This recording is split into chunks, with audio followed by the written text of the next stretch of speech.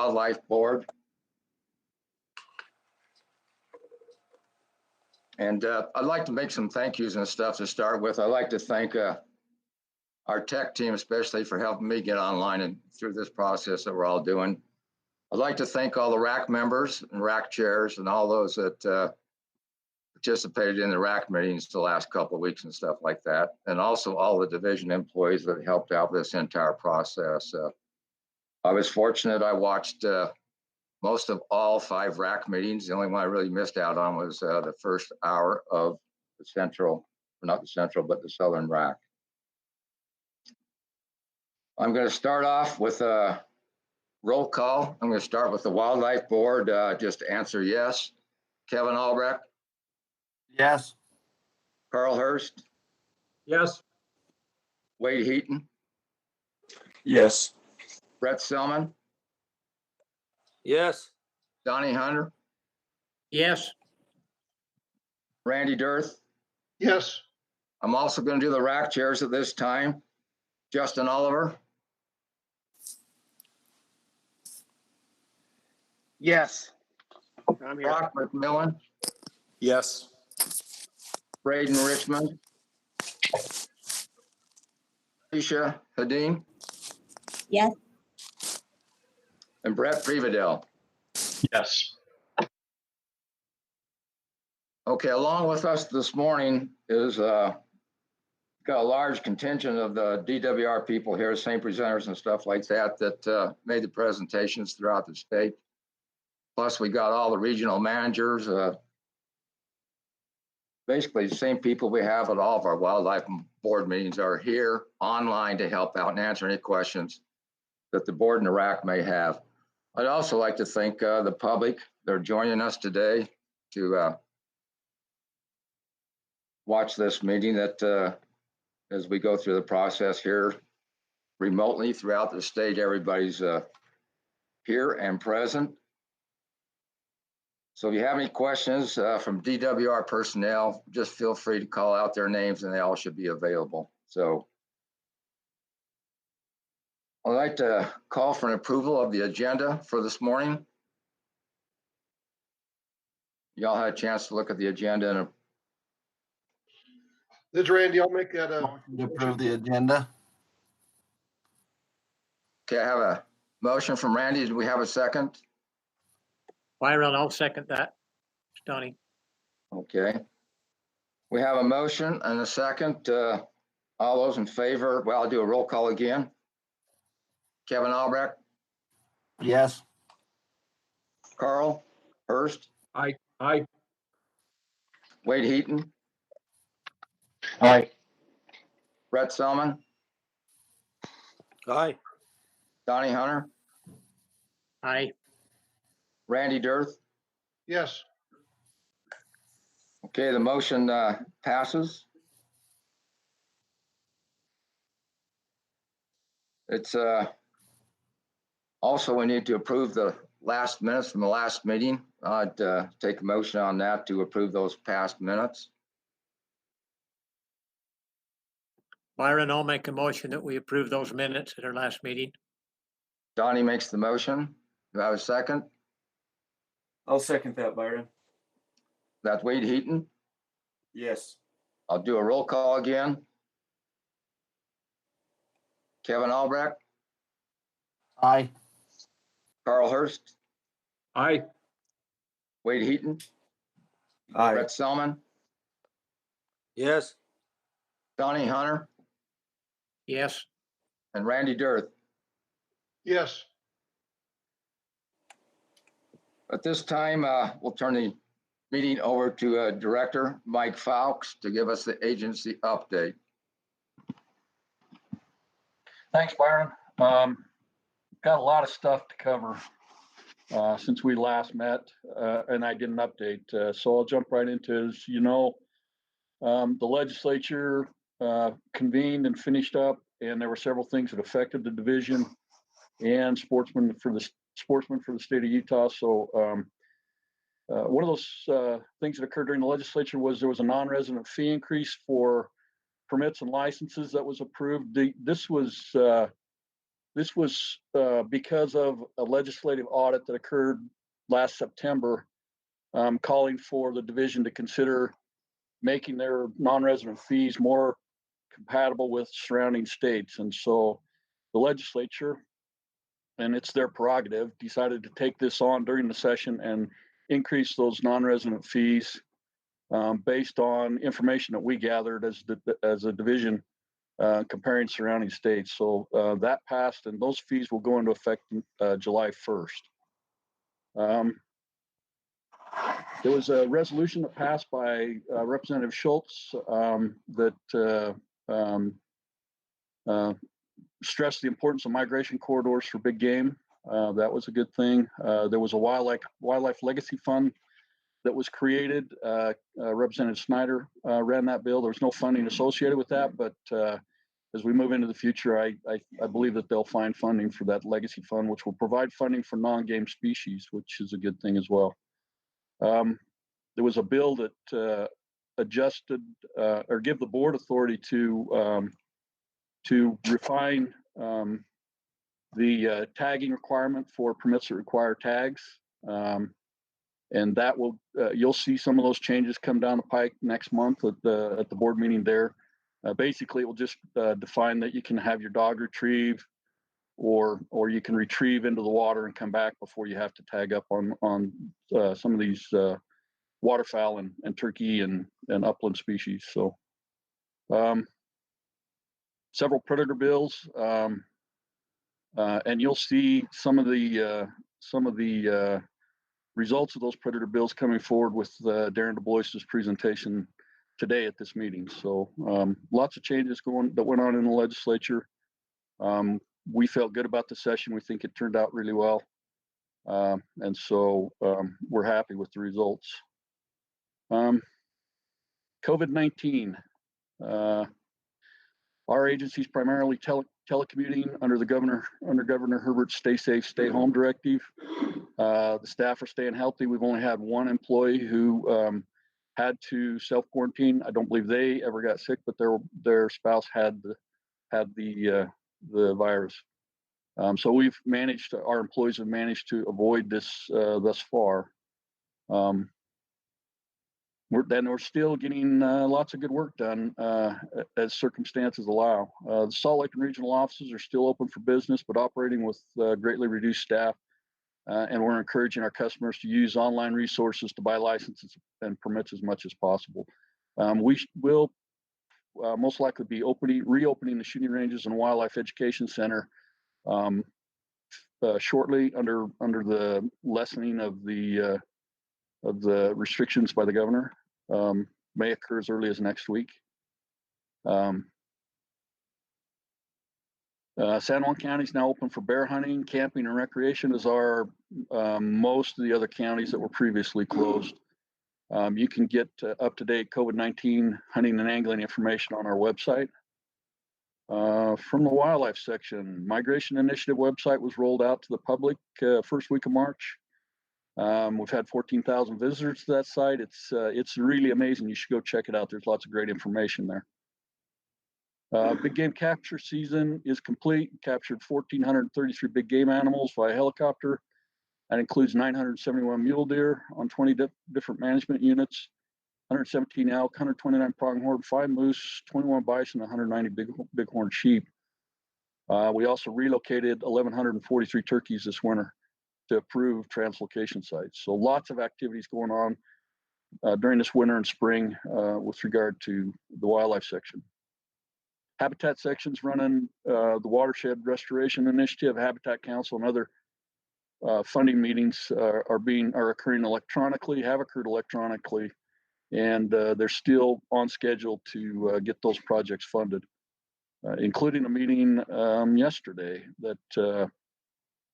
where there was the Sportsman's Group brought forward conservation permit monies, and lots of good projects got funded. So outreach. Hunter Education Program launched a new class registration that makes it easier for students to sign up and complete this requirement. The new process is paperless and makes it much easier and faster for a student to fill the card. We're working on constructing new boardwalks at the Eccles Wildlife Education Center. In aquatics, we just stocked 70,000 tiger muskie around the state in all of the tiger muskie waters, including Pelican Lake. That's Pelican Lake. We put tiger muskie in there to help control and prevent the re-emergence of carp in that fishery. All community fisheries are again being stocked. We suspended stocking on those based on the stay-at-home COVID-19 concerns for community fisheries. But we're restocking those, and those will be ready to go. Looks like Lake Powell boat ramps are likely to open up as early as May 1st. I believe Waweep is scheduled to open May 1st, and then a gradual opening of the lake as we go. I think they'll open up other ramps on a weekly basis as we go. Just scrolling down, let's see. Going to our into our busy sales week for the general season turkey. This is admin and licensing. Youth hunt begins May 1st. Adults begin May 4th. We're trending behind on permit sales. Obviously, that's the COVID-19 has had an effect on that, but it looks like most of the areas of the state will be open, so we're proceeding with that. The Northeast region is nearing completion of the Book Cliffs Working Group. They should be presenting their action plan to the board soon at a future meeting. And the one staff change I wanted to mention is Robin Goodman has been selected as our new assistant director on a permanent basis to fill the vacancy left by Rory Reynolds, who is now the DNR deputy director. So with that, Byron, that's all I have. If there's any questions, I'd be happy to answer those.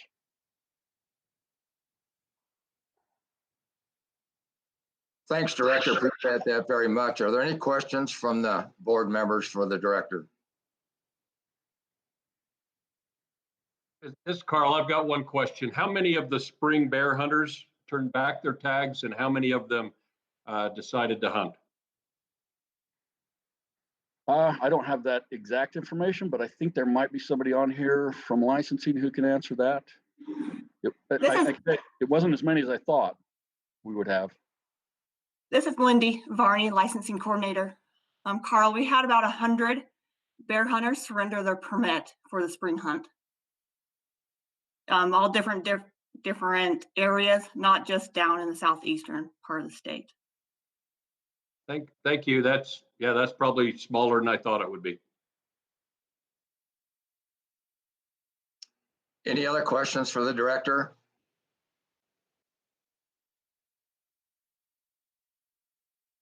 Hearing none, Mike, we appreciate that very much. Thank you. We'll move now. The director is going to summarize all the public comments received for each agenda item. There will be no presentation. You had the opportunity to watch all the presentations as they went around through the RAC process around the state and the different regions. So we'll start off on the agenda. The first item will be item 5, bucks, bulls, and once in a lifetime permit recommendations for 2020. So Mike, if you want to give us the. Yeah, I'd be happy to, Byron. I'm just toggling back and forth from the screen to the results of the public input. There were over 30 comments that came in specifically for the board for these issues. And with regard to Covey Jones's presentation, there were 65.52% that supported that. There was 20.69% that opposed it, and there were 13.79% that were neutral. That doesn't tell you a whole lot about the specifics of what they were concerned about. So I made some notes on the comments that were provided. There were 7 that supported the 1,200 tag cut on Ochre Stansbury. The book cliffs were a subject to several comments. Spike elk hunting was a concern, and bison numbers were a concern. And there were a couple of comments with regard to the beaver unit. They wanted more permits cut than what the division was recommending. So that's a summary of the comments on Kobe's presentation. Thanks, Director. Are there any questions from the board?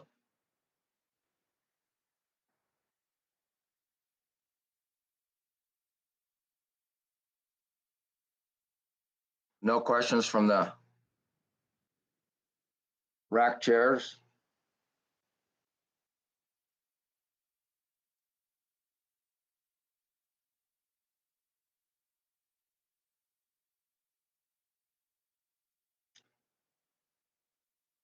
Now we'll call for I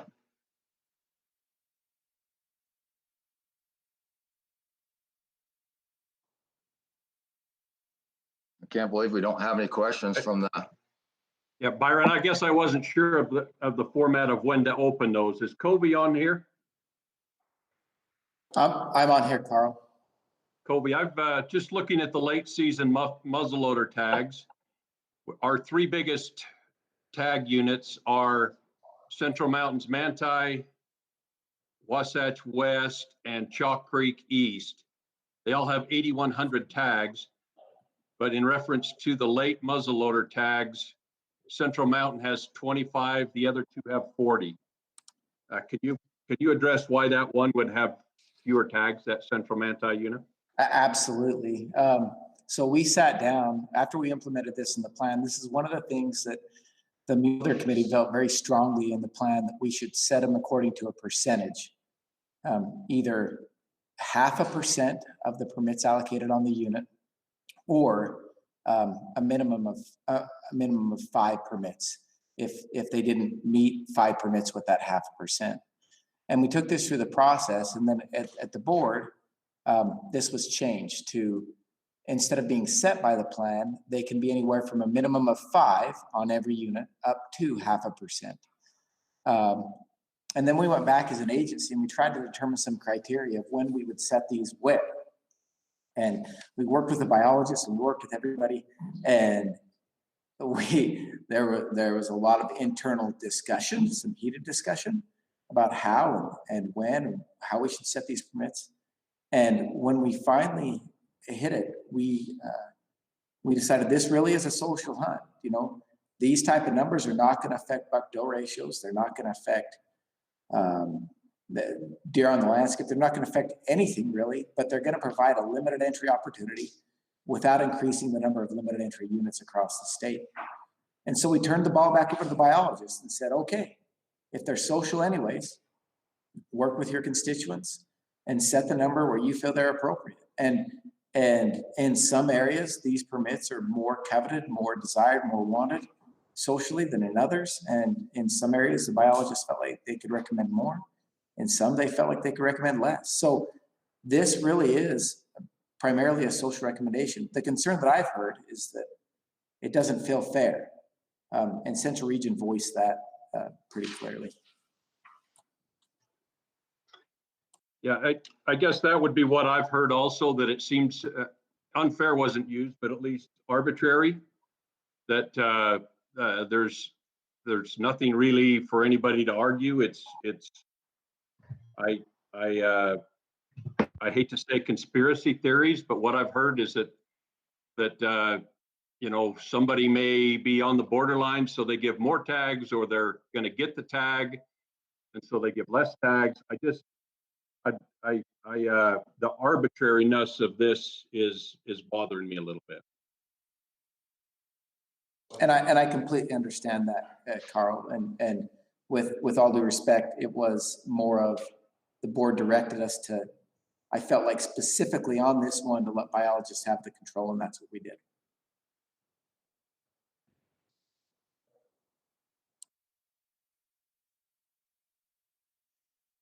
Any more questions?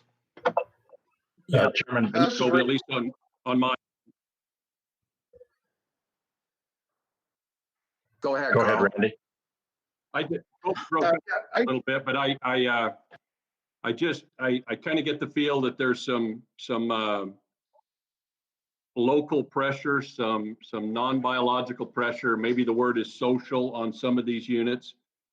And I personally feel like the biology of setting the total unit tags should regulate these rather than the biology setting the unit tags and then the social setting these others. And so, I mean, 5 or 15 tags isn't a lot of difference.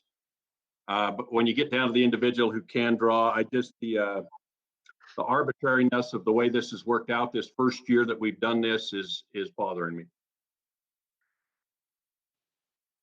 Carl, this is Randy. I guess I had a couple of questions too. I spoke with Kobe yesterday. Mainly, are we setting the wrong precedents when we're having allowing even as little as 5 tags in some of these areas where our herds are really struggling, and we're cutting tags mainly? Or are we sending the wrong message on these? And I said, is there a chance we could actually put 0 in some of these hunts? And so, Kobe, I'd like you to address that.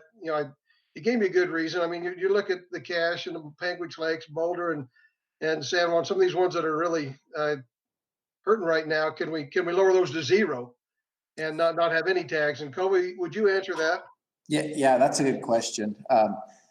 We can't lower them to 0. We offered the hunt and the draw, and there is a minimum set in the plan. So we can go to you could go to the minimum, which is 5, and that's all the flexibility, and it's from 5 to 0.5% of the total general season permits.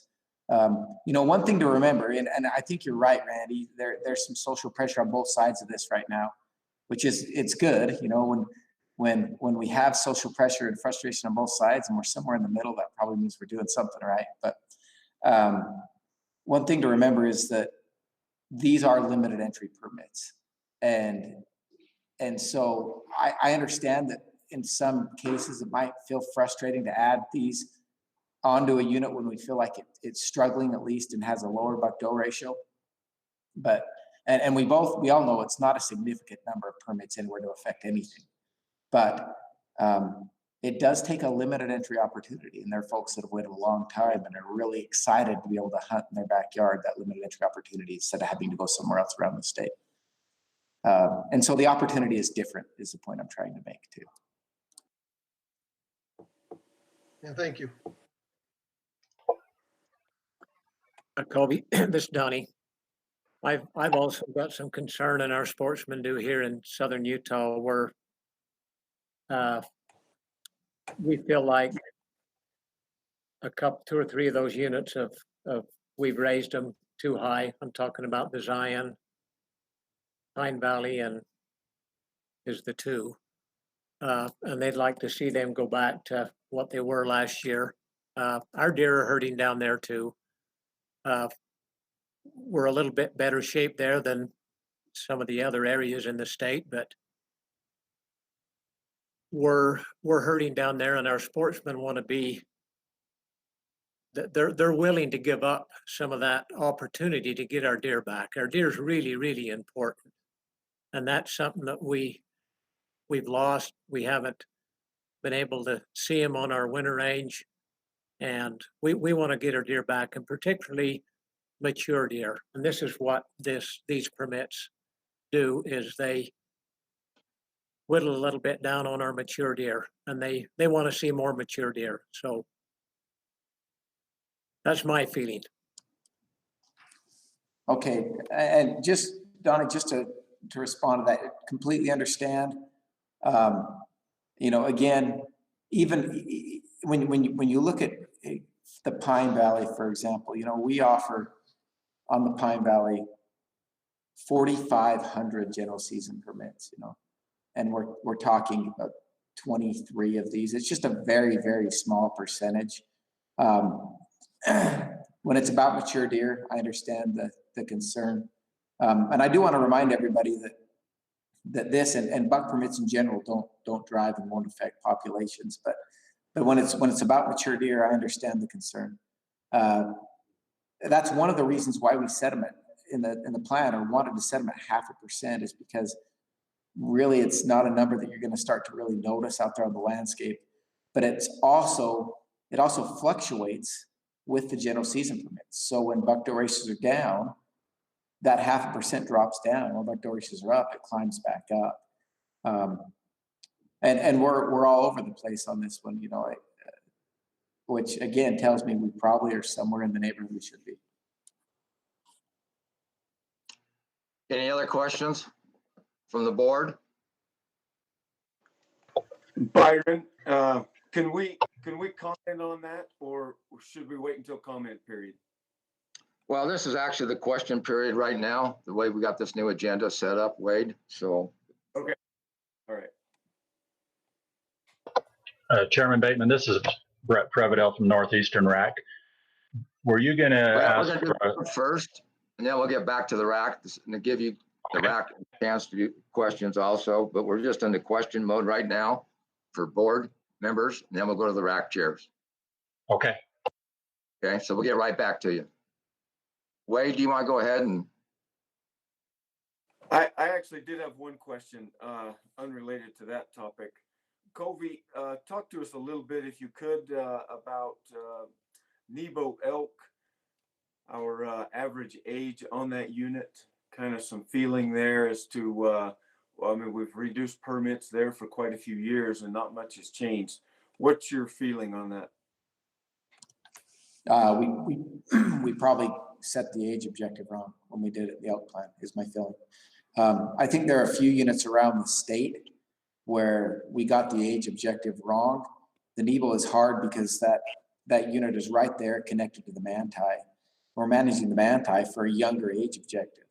And so as we manage the manti, this huge complex of over 11,000 elk for a younger age objective, and try to manage the Nebo for a higher age objective, it just doesn't work. And it's not the only unit that we missed, Wade. There are other units we'd like to evaluate, but I think that's one thing that we'd like to look at this year.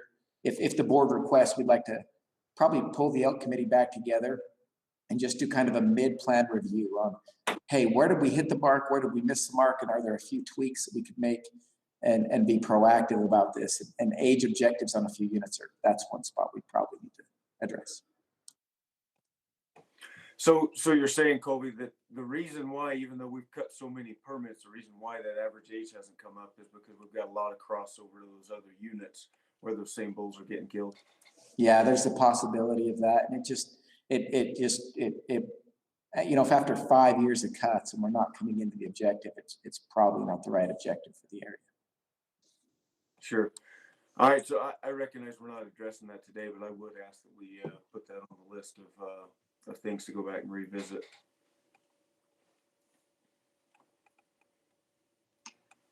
Are there any other questions from the board?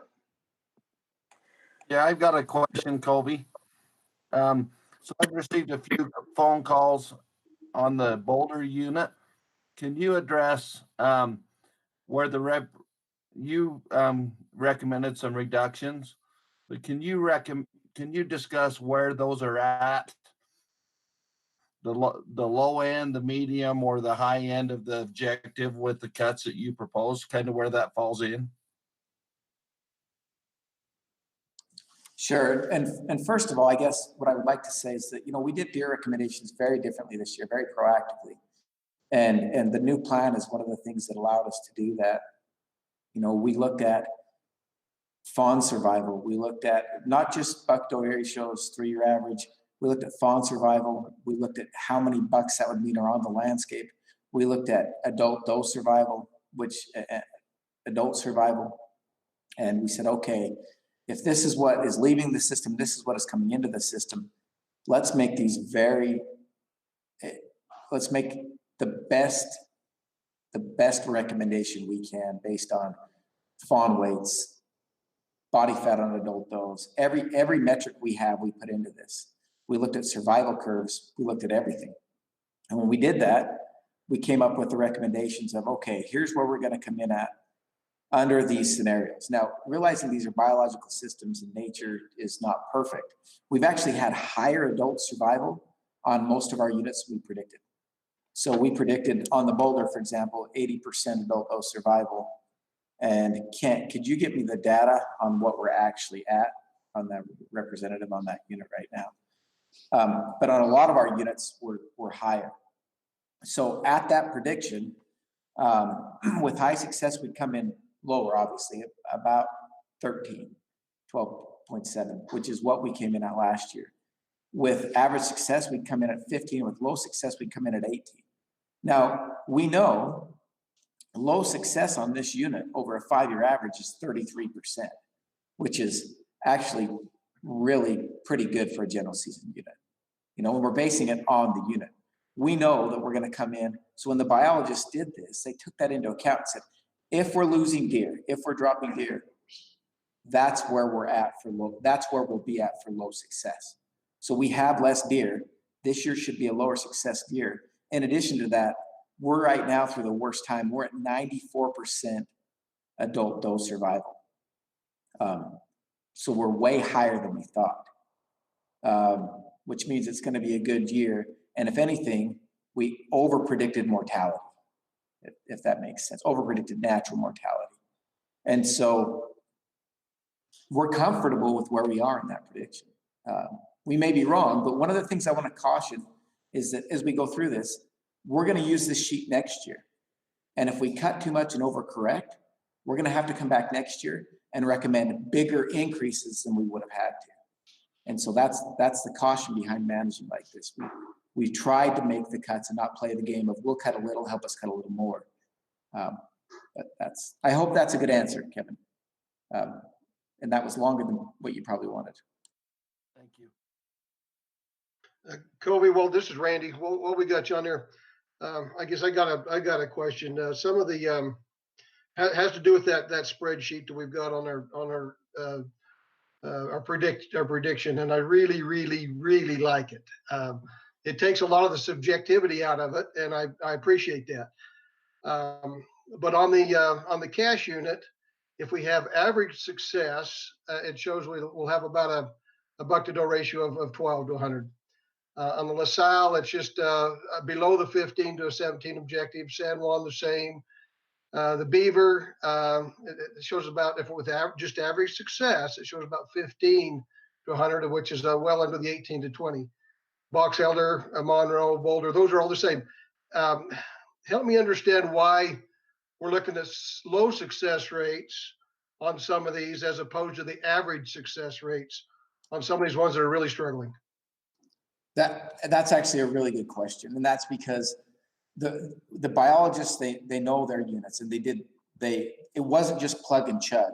It was look at this and say, okay, if deer populations are down, success is going to drop.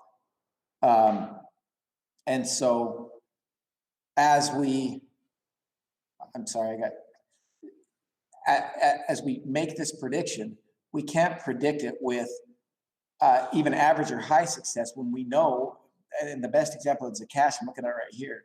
We went from a modeled population estimate of 20,800 deer to a modeled population estimate of 14,000 deer.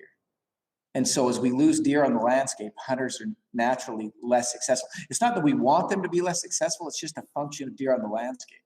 And so we know that the more accurate number is leaning towards that low success. And so when biologists did this, that's one of the things they took into account. The other thing is, again, I believe on the cache, what are we at on the cache again? 92% adult doe survival. So it looks like we may have underpredicted some of the adult survival.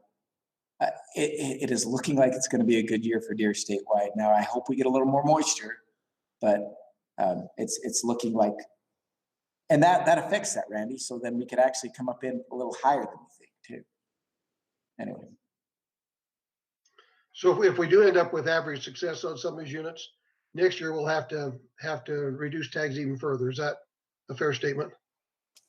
There's the possibility of that, but if we end up with higher survival next year, we might have to increase tags more than we thought too. And it's coming into where we're looking at higher survival than what we anticipated. Okay, thank you. Now on the cache specifically, we did have some fawn mortality that we were more concerned about. And so the original recommendation was for 5,800, and looking at this, and the cache is the only unit we looked at all the units for the time, but on the cache, a recommendation of 5,000 is probably more appropriate, but that's not the official division recommendation right now. So that would have to be a change. Thanks, Covey. Any other questions from the board? I do have another one, Byron. This is Wade. Covey, I know we've talked a little bit about this, and the San Juan deer unit. And a bigger picture, I know we're not necessarily talking about buck numbers or permit numbers necessarily, but what about what's our dilemma there? Why are we struggling to have much of a population? Is Guy Wallace on the line? And I want to make sure, I don't want to take any of the managers. They know, the managers and biologists know these individual units really, really well. Guy, yes, I'm here. I'm here, Colby. All right, buddy. It's your turn to shine. Talk about the San Juan. Well, I assume that you're talking about the Elk Ridge portion, which is the limited entry portion. Is that correct, Wade? Yes, but both of them really. They're kind of two separate units. The Abajos portion generally has better fawn production and better survival. The Elk Ridge portion, which is the limited entry portion, has had a long history of low fawn production and survival on that unit. It's just a drier unit, so it tends to not produce as well. And we just don't have the numbers there. We struggled with that unit for a long, long time. But under the limited entry system, we've been able to maintain a fairly good quality of the bucks harvested there. It's just the total population. We haven't had an antlerless hunt there for probably 25, 30 years. And so it's just a unit that has struggled for a long time. We have transplanted deer there. We transplanted deer twice from Antelope Island to that unit. And we've just been hoping that something will turn around on that unit, but it has not up to this point. So it's kind of, they're two different units in terms of production and how well they do. Hey, Guy, maybe it'd be okay if I spoke a little bit to some of the habitat down there on the Elk Ridge portion. It is Forest Service land, and we have seen a lot of those aspen stands shrink over time. If you go back and look at a lot of the fawn recruitment in the 80s when we had some really good moisture, that unit did really well. But when we've been below on moisture or even average, you see that really struggle. And I think it's just like Guy said, it's a component of habitat, of limited summer range. Right next to it, when you have the San Juan, where it's a little bit higher elevation, has a little bit more snow, you see the higher fawn recruitments. So I think it's reflective of habitat and not so much of buck to doe ratios and that type of reflection. I would agree with what Kevin says, and I want to add to that. It's just that the Abajos also has a lot of private land that's in farm production, wheat production, and we have a lot of deer that utilize those wheat fields, and so they get a little boost in nutrition in the fall and the spring in that area. So that's a big component for the Abajo side. Well, and just looking at survival this year, it looks like it's good news.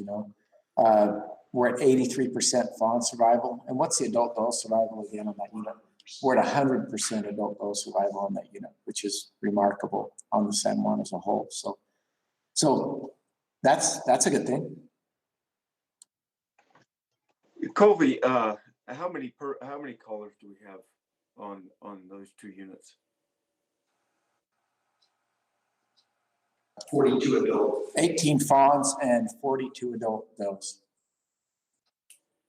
Okay. What does our predator situation look like? Guy, you're back in there.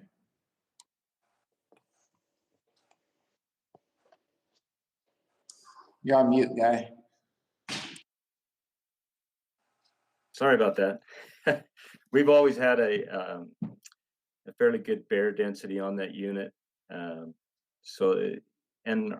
lion numbers, mountain lion numbers have stayed fairly consistent. We've tried over the years different scenarios for lion harvest. We split the unit and tried it, and we seem to harvest about the same number of lions every year, no matter what we try and do. So there's a lot of areas that are inaccessible that we're not able to get hunters into, and so it's pretty consistent harvest on lions every year.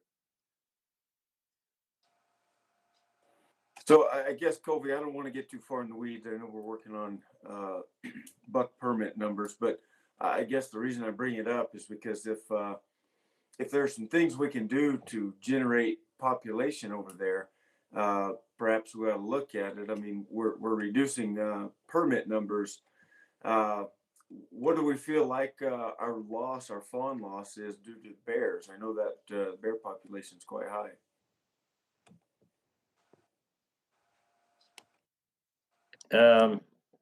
I think it's just it may be a combination. We don't know. Most of the loss is predation, or some of the loss is predation, and most of it is coyotes of the predation loss. But I think it's a habitat issue more than anything else on that unit. Okay, thank you.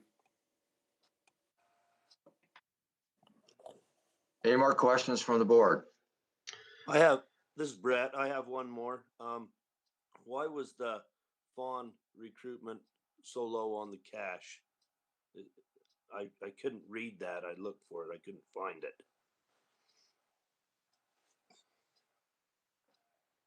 Brett, go ahead, Kent. Maybe talk about some of the residual effects or something like that. Yeah, so what we saw up there, Brett, was this actually goes back to the combination of drought and followed by the hard winter. With that, last year, December of 18, does came into winter very poor shape, and then they had that hard winter, so they exited in really rough shape as well. What that led to in June of 19 was reduced fawn weights at birth. And it seemed like those small weights then, that led to basically poorer survival naturally from those animals. But then on top of it, we did have predation by cougars, predation by bears, predation by coyotes. And it seemed like they were all equal. About half of the mortalities, I believe, were related to predators. So we had in all three of them equally. So we had all these things, and it's kind of just a lot of little things kind of all stacking up on top of each other. But yeah, I mean, ultimately it was, they were predisposed to being in poor shape and that leads to poor winter survival, which is actually what we're seeing here. We're seeing poor winter survival than we expected because of that poor weight at birth and poor weight in December. And we've worked really hard as an agency to address, and along with the Wildlife Board, to address those predation issues where we can. I think we've done a great job this year, honestly, to address those. And so now hopefully we should be able to mitigate some of those losses due to predation, but we still need that climate. We still need that weather. We still need that rain. Drought has really hurt us in a lot of areas. One other thing I'd add to that too is some of you know that we lost a major winter range on the Elk Ridge portion of that in Beef Basin, where we had a large die-off of sagebrush. So we have effectively lost the capacity to winter as many deer on that side of the mountain as we used to have.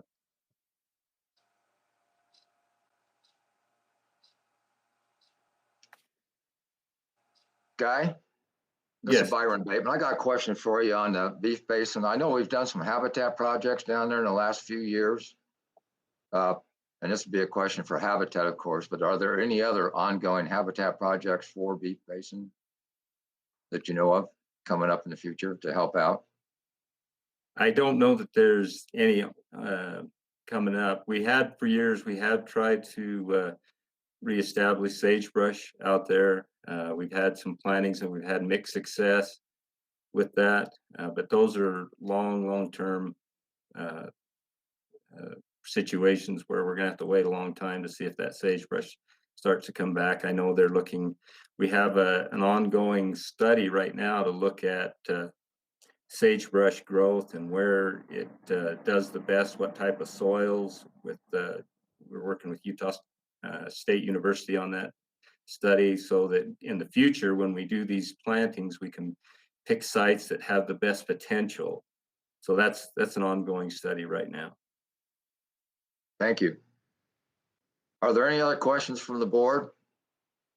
Yep, Byron, this is Randy. I guess I got another one for Kobe. Kobe, I received a letter from the sportsmen or the proactive sportsmen of the San Juan, and they did an excellent job, I think, writing the letter, detailing their points and opinions. But it brought up something to me that I guess I didn't realize, that down in that neck of the woods, we're giving out 250 additional tags than what the ones we're talking about now do to the tribe.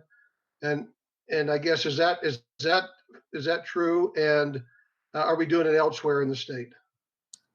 Guy can speak to that a little bit. I think some of those are probably different deer.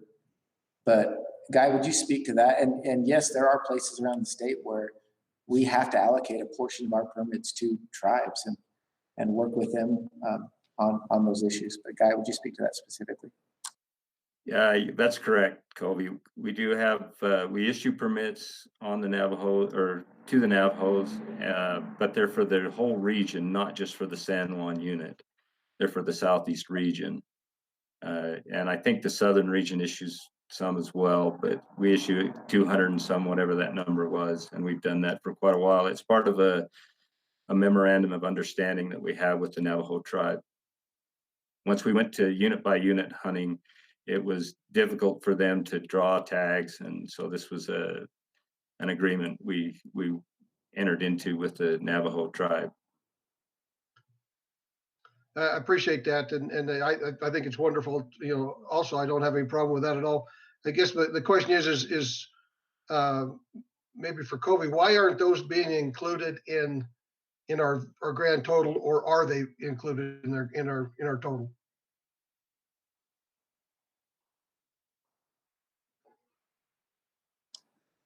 Do you want to speak to that again, Guy? Like, we just account for those?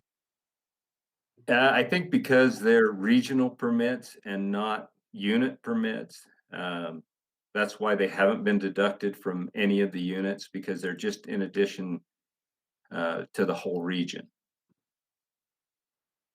So they could hunt anywhere in the southeastern region except for the limited entry units. Randy, this is Justin Shannon.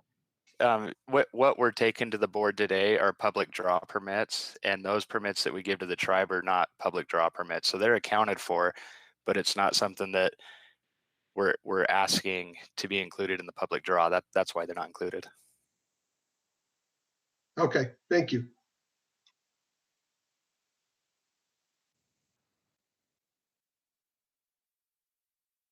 Questions from the board?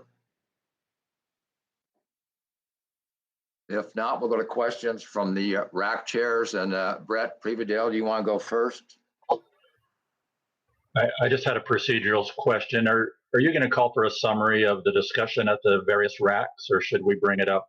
No, that'll be coming up. That'll come up after the question period. Okay, thank you.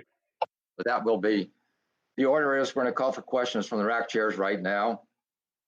Then we'll call for the summaries right after that question period. Thank you.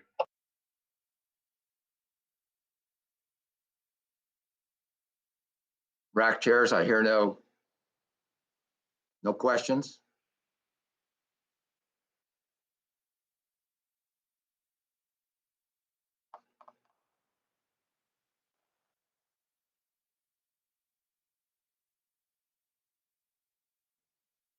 No questions from the rack chairs. We'll go ahead and start with the rack summaries.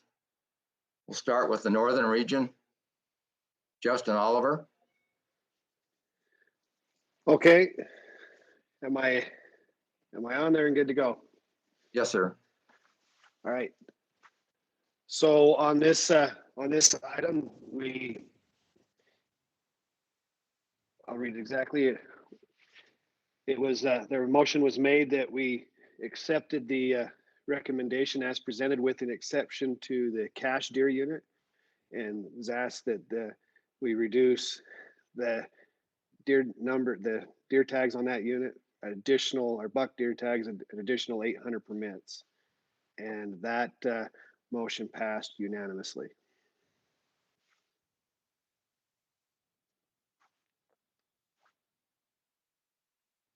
Okay, we'll go to that. Everything, Justin? That is everything, yes. We'll go to the central region. Brock? Okay, Byron, thank you. Can you hear me You have fine? the most on here, Brock, so. So based on the fawn survival on the cash unit, we too made a motion to further reduce the number of permits on the cash unit by an additional 800. And that motion passed on a vote of 9-1. We also had a motion to increase the permits on the Henry Mountains archery only hunter's choice bison hunt by one, so that there was one permit that went to the person with the max points. As is, there's only one permit available to residents, and therefore it goes into the draw. And we were asking that to go to two, so one was guaranteed and one went to the draw. And that motion passed unanimously. We made a motion to keep sheep permits the same as they were in 2019 on the Zion unit, and that motion passed unanimously. There was a motion to reduce the number of sheep tags on the Oak Creek from 14 to 10, and that motion failed because it didn't get a second. There was a follow-up motion to drop it to 12 instead of 10, and then that motion was withdrawn because Jace Taylor explained how many class 3 and class 4 rams were on that unit, and they could have actually increased the unit by more than they did. We made a motion to accept the remainder of the bighorn sheep recommendations as presented, and that passed unanimously. As I believe Wade brought up, we discussed the number of elk tags on the Nebo unit and how we cannot chronically get to the objective there. And the motion was made to keep the Nebo limited entry elk tags the same as they were in 2019 at 47 because of the complications with the Manti unit. And that motion passed a vote of 9-1. Similar to Carl's question, we had concerns about the variation around the state in the number of late season muzzleloader limited entry deer tags. And the motion was made to recommend the tags be at 0.5% on all units or a minimum of 5 to follow the original Mule Deer Committee's recommendation. And that motion passed unanimously so that there wasn't so much variation around the state. And then we also recommended that the board revisit the elk plan or adjust the elk limited entry unit to be managed consistent with the Manti. And that motion passed unanimously. Then we made a motion to accept the remainder of the DWR's recommendations as presented, and that passed unanimously. And that's it. That's all? That's it. Just those few. That motion was to recommend the Wildlife Board adjust the Nebo limited entry elk unit to be managed 5.5 to 6-year-old structure. Correct. We made the motion to, basically we wanted to revisit the elk plan because the elk plan isn't consistent with that. And so we made it to adjust the age structure on that unit to be consistent with the Manti in their age structure because those elk move back and forth between those units. And also to look at other elk units that are chronically underperforming. Oh, yes, correct. I didn't see that last line. Yep. Okay. We'll go to Braden Richmond, Southern Region. We had just three motions on this one. The first one would be that to accept the division's permit recommendations for general season and limited entry buck deer as presented with the amendment to reduce the cash general season buck deer permit by 800, so similar to the other recommendations. Then we had a motion to accept the remainder of the division's recommendations as presented with an amendment to amend the motion and accept the remainder of the division's recommendations as presented, but add one resident bison archery permit to the Henry Mountains for a total of 2. So similar to the central regions. And then also to reduce the Caparowitz West desert bighorn sheep permit numbers back to what they were in 2019. And both of those passed unanimously.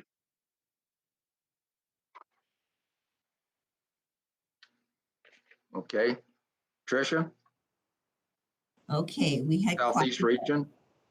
Yep. So we had quite a bit. So hang on. So we had a motion to reduce LaSalle Mountain general season buck deer permits from 1,300 to 1,000, and that passed unanimously. We had a motion to decrease general season buck deer permits on the 9 mile from 1,650 to 1,350, and that passed 11-1. We had a motion to drop general season deer permits on the Abajo. We wanted to, and I'm sorry, I don't have the numbers that it was, but the decrease was 500, and they wanted to decrease it to 850. So decrease it another 350. That passed 11-1. We had a motion to decrease the manti deer permits by an additional 500 is what we had. So I believe it was 8,100 to 76. And we also went with what the northern and central and southern region have done on the cash to decrease that by 800. We also again went with what the central and southern region said to add 1 bison resident archery tag on the Henrys. We had a motion that failed to accept bighorn sheep permit numbers that were proposed by SFW, and that failed 9-3. And we had a motion to move that late season muzzleloader on the San Juan Abajo to decrease it to just 5 permits. And then we accepted the remainder, and that was unanimous. Sorry. I've got a question, Tricia. I don't have the manti on my list. Oh, you don't? Uh-uh. Huh. So yeah, I had a motion and it passed 9-3 that we decrease the manti general season buck deer permits by 500. Okay. Not sure why you don't have that.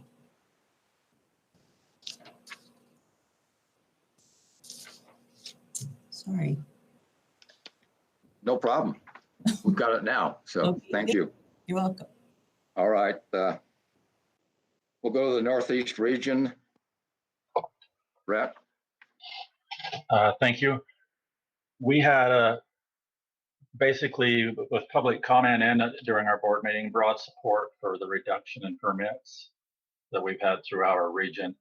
On general deer, 2 of our 3 units were reduced, and the biologists did a good job of explaining the numbers and why they didn't reduce it on the 3rd unit. So the RAC was happy with that. On the limited entry, deer and elk were fairly consistent with the exception of the Book Cliffs, and deer, elk, and bison, there was significant cuts in permits. And there was quite a bit of discussion of why we didn't cut more, and the usual discussion of the controversy of the spike elk hunt and its effect on the limited entry elk in the Book Cliffs. And the division personnel again explained all their reasoning, and ultimately the RAC passed the recommendation as presented with no side motions unanimously. That makes it nice and easy. Thanks, Brett. You bet.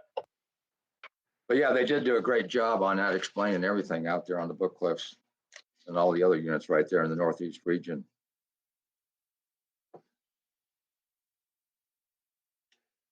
That brings us back to board chair discussion, which would include any clarification or additional information for the board members may request from the DWR staff on what you just heard from our 5 regions.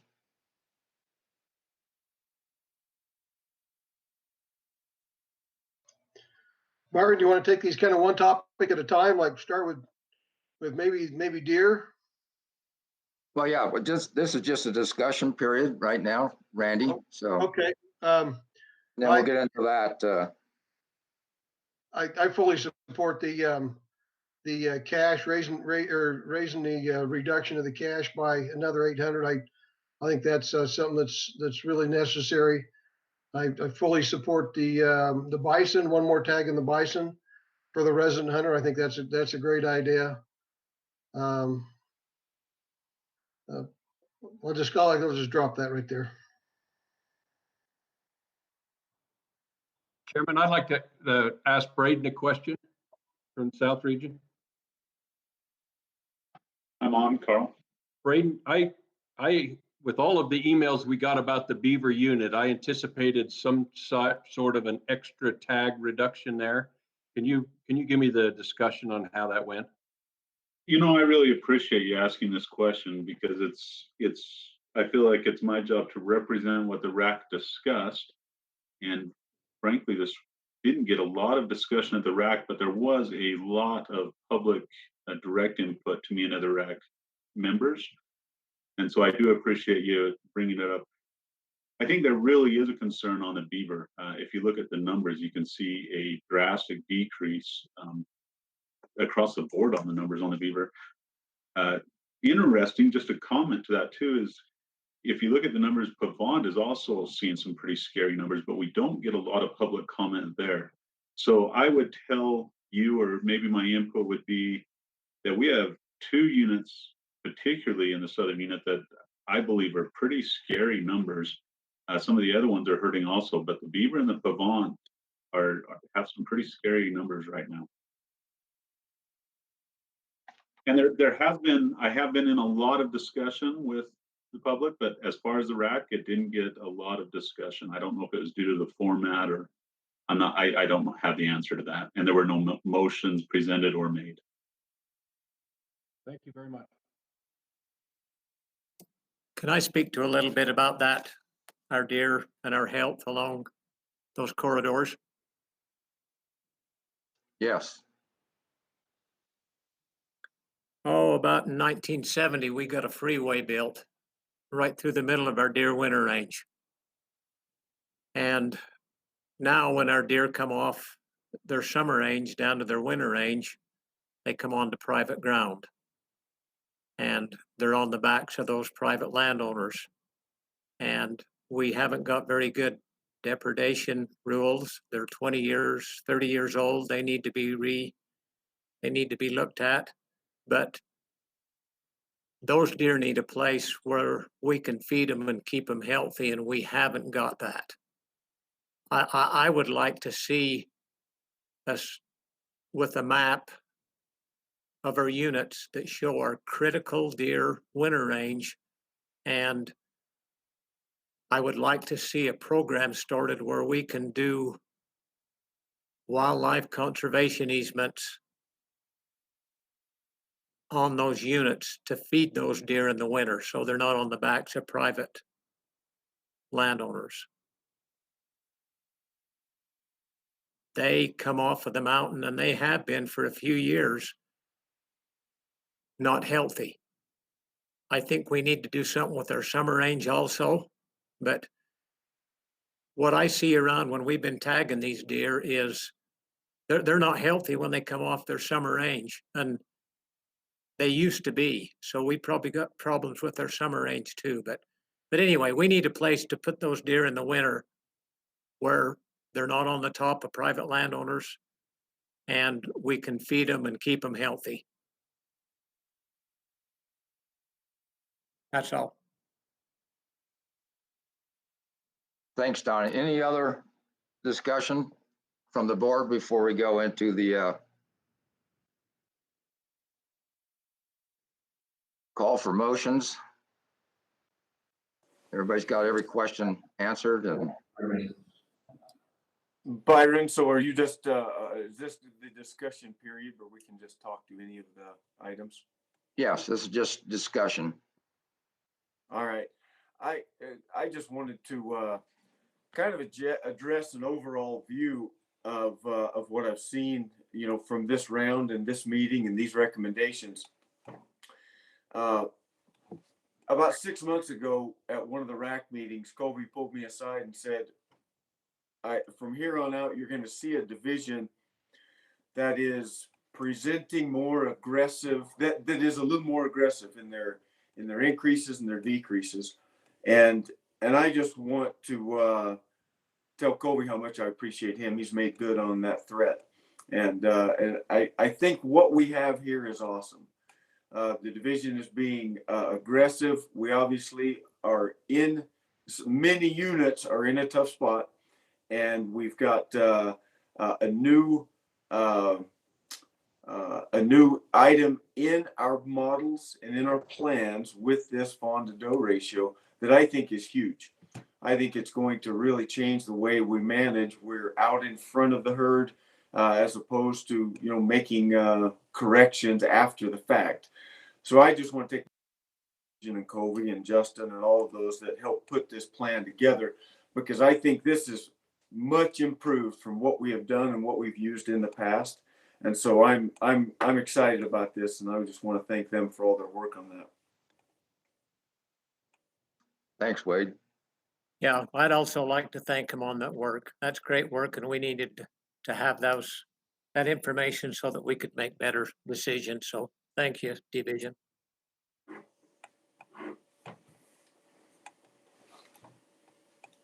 Can I say one thing, Byron? Is that okay? Yes, sir. Wade, what you said is exactly what we tried to do. For a lot of years, we played this, it seemed like we played this game where it was, well, we know that the racks and the boards are going to cut this much, so we'll cut this much, and that'll be our recommendation. And I'll tell you, this year we did not. We came in with the cuts we felt like we needed to make to get back to where we needed to be. And the concern is, if we're going to manage this way, and I've said this in the racks, and that is that when we're struggling, we're going to cut. When we're doing better, you're going to see us come back and recommend big increases. And what we don't want to see is overcorrection in those cuts. I mean, we put a lot of time and hours into this. And not to say that we're going to nail everyone, because we're going to come back and look and learn and do better. But if we overcorrect and cut too much on some of these units, it's going to be awkward next year when we still have a struggling population, but our buck-doe ratios are too high, and we have to recommend big increases. And so as we go through these units and look at these, I just want to put out a word of caution that, remember, we're talking about buck hunting, which isn't going to affect populations, first of all. And second of all, that just a caution to not overcorrect. We looked at this really hard, is what I would say. And that's all. I just like to kind of second what Wade said, Colby and the rest of all you guys at the DWR. You've done a great job. I think we've got everything going in the right direction now. The amount of information that we're getting to keep us appraised of what's going on with our does, fawns, and all these different studies that are going on, the migration corridors and everything like that. I just hope that you got plenty of funding yesterday from the conservation groups to continue this great work that you all, have taken on the last several years. So just a kudos to the DWR and all you guys do. So is there any more discussion on the rack? Byron. Yes. Sorry, Byron, this is Wade again. I hate to be talking too much, but I did have just a couple of comments. We've talked quite a bit about the late season muzzleloader hunt. And I just want to step back and kind of remind all of us, and myself included, kind of where this came from and why. This hatched out of the statewide the mule deer committee. And the entire point of this was to address point creep, to get more limited entry permits out there. And I get it. Hey, you all know that I'm the one that I'd love the quality of deer and let's reduce permits and everything else. But at the end of the day, I also think we need to stick with a plan. And when we all sit down and decide this is what's best, which I think we all have from a mule deer committee standpoint and a board standpoint, we approved this. And so now the plan is coming down the pipe, and we've got local areas and local committees and individuals that don't love some of the numbers. I think Kobe's done a great job at delineating where this is coming from. This is 100% social. Let's be honest, a few permits here and there. While I don't love the idea of some of our bigger, older deer getting killed later in the year when the rest of us are sitting home, that is the plan. We all agreed to it, and we says, yes, let's go forward. Every general season unit gets a late season muzzleloader hunt. They can decide what works best for them as far as permit numbers, anywhere between 5 and 0.5%. Now consider that, 0.5%. That is a tiny number. If we're talking about saving deer and helping our herds, let's address the other 99.5%, those permit numbers. I feel pretty strongly that we let this late muzzleloader season thing roll, and just because of the fact that it is 100% social. This is just coming from, I don't want that buck I've been watching to get killed late. And so I think we need to be fair, and this is consistent. These percentages are so small, it is consistent across the state. We're talking anywhere from single digits to just 30 or 40 permits. That's pretty consistent across the units. I guess what I'd add to that is I like this late muzzleloader hunt, but if they're under the 0.5, the 0.5%, I still want to know why. Okay, I don't want to put the burden on that local guy. If he can put an A, B, and C reason for being lower than that, like they have on the cash, I completely understand. It's when we don't know and no one can give me an answer of why that it caused me cause for concern. So, I mean, that in the future, I'm gonna need a reason rather than, hey, it's social. I'm gonna need more of a reason on why it's less. Thanks, Carl. Any more discussion? If not, we'll move into I've got one question. On the Henry Mountain, on the archery, on the 2 permits, can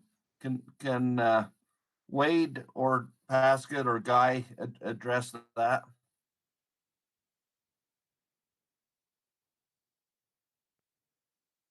I think Wade's on. I'll let him if he's on. Yeah, I'm coming on now. Okay, you got me? Yes. Okay. So, by just by adding that permit, it's going to look like it was explained by the rack chairs, was to allow a permit that was we overlooked that when we recommended it. It would go to the hunters with max points to be able to have an opportunity in that hunt. It should not have much of an effect on numbers of bison, on moving bison, which is why we lowered the permits on that, on those archery hunts. Is what we were finding with the GPS collars, is that there's enough pressure that the bison are moving to the winter range 2 months earlier than what they used to, and we're trying to decrease numbers in the archery hunts because that's adding to that. And but adding one more permit is not going to make or break that migration. So thank you. Thanks, Wade. Any other questions from the board?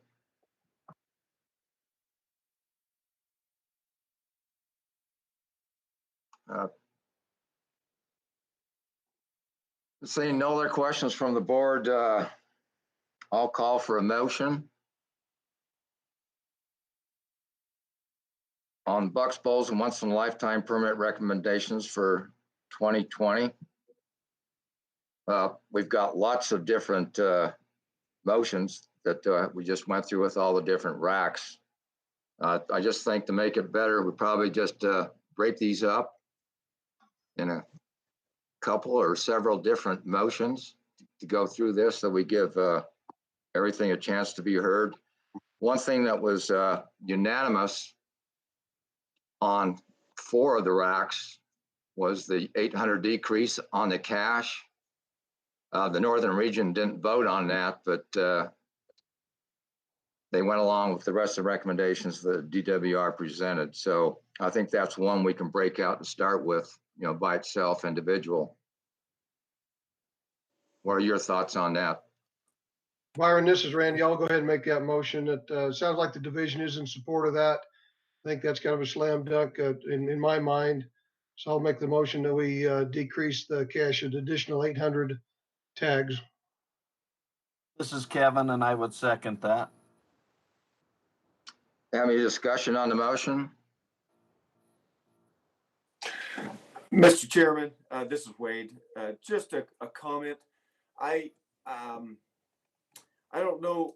I don't really have a great feel for this particular motion and these 800 permits on the cache. I'm perfectly fine with that if that's the way the board wants to go. But just a general motion with regard to us going in and working on these individual units and increasing permit reductions. I guess my point is this. I really believe Covey and appreciate him when he said they worked hard to come up with these permit numbers this year. And we all know kind of the games that have gotten played in the past, and we've done it as well. But I do believe when Covey says that these permits or these recommendations are what they think is the true reflection of what's on the ground in that unit. I mean, let's be honest. They're recommending a 10% increase in general season buck deer permits. When was the last time that ever happened, if ever?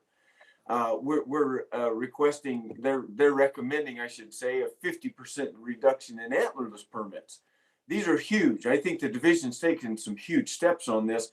And so I think as we work through and nitpick and increase these numbers, I just think we need to be a little bit cautious. Again, I'm so happy and thrilled with this new parameter and this new direction we have with our models. I'm going to be a little hesitant to go in and nitpick some of these numbers. Can I get a clarification from Covey on our fawn situation up there on the cache that came about after this recommendation came out? Yeah, that's fair. And first of all, I would like to just tell Wade that I appreciate those comments.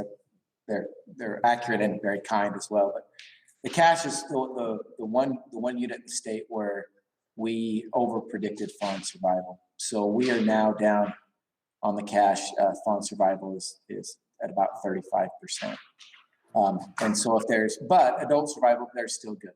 And so if there's one unit on the state where we would support that additional 800 cut, the cache is that unit.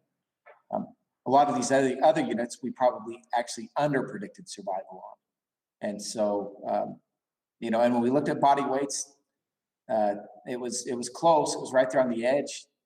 We would have anticipated higher survival on the cache.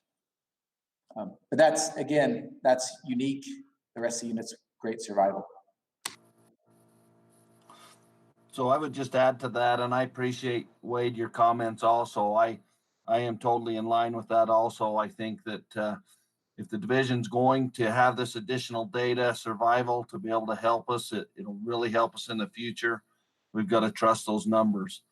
But I also do appreciate that the division reached out, I think, to each of us and called and said, hey, after we come up with these numbers, we have callers that are giving us live data, and we do have fawn survival lower than we thought. And so we actually are okay with a decrease. And I really appreciate that also. So thank you.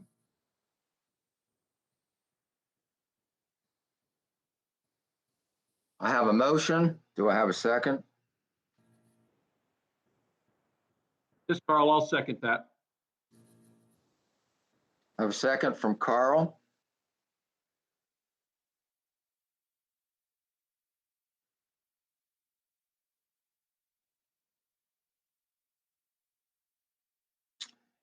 Going to call for a vote.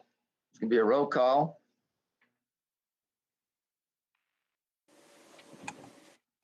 Kevin Albrecht, Yes.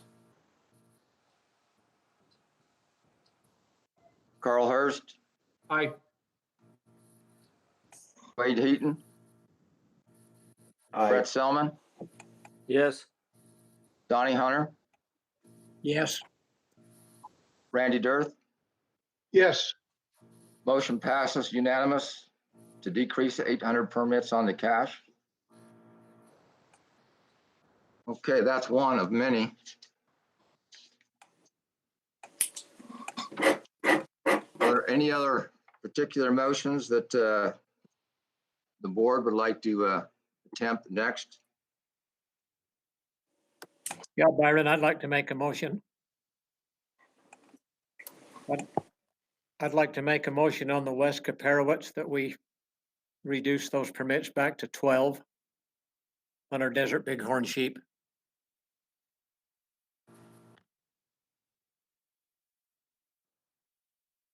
Question on that, is that back to 2019 numbers?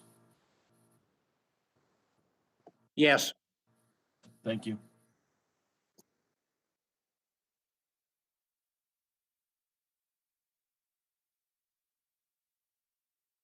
Donnie, can you give us a little information on why you would recommend backing those down? Yes, I'd love to. It looks like what we have there is we've got some really nice sheep there, and our sheep are really doing good. So that attracts our conservation permit hunters, and we're overdoing it a little bit. We had 12 permits there last year, and we probably harvested 3 or 4 more rams there with those other permits that was available there. I drew a desert bighorn sheep tag in Utah, and it was probably one of the biggest things that's ever happened in my life. I was really, really happy with the opportunity to be able to hunt, but it was the opportunity to hunt a nice mature ram. And that's what we need to give our sportsmen, is that opportunity to have that ram out there available. And if we overdo it, we're not going to have that available. So that's my feeling there. We need to give our customers what they have waited for 20 or 25 years to do. Any other discussion on the motion?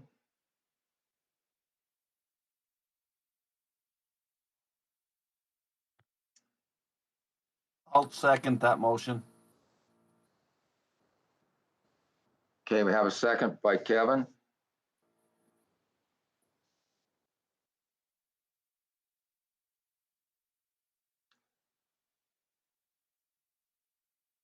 Go ahead and call for a vote.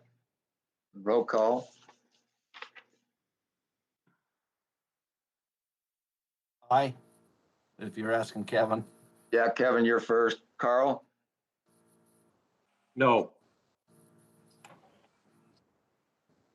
Wade Heaton? Aye. Okay. Brett Selman? Yes. Donnie Hunter? Yes. Randy Dirth? Yes. Motion passes 5-1 to keep the West Caparowitz at the 2019 objective for the hunt.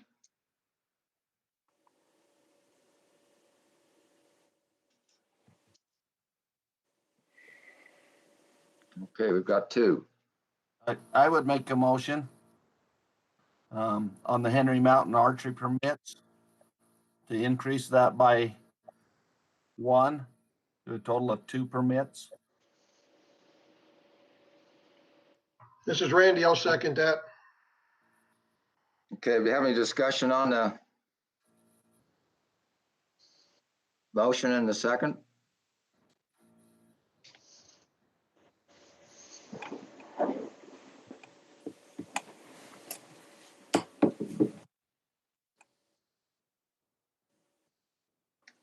So Henry Mountains increase it to 2 permits, Kevin, Yes. on bison? Call for Yeah, a vote? resident archery bison. Yes.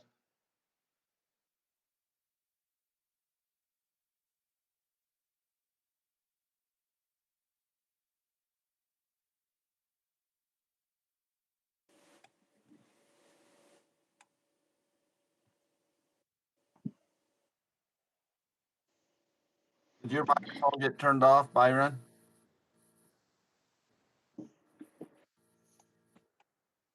Kevin, vote?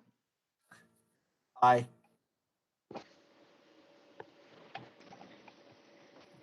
Carl? Aye. Wade? Aye. Brett Selman? Aye. Donnie Hunter? Aye. Randy Dirth? Aye. Motion passes to increase the Henry Mountain bison by 1 permit.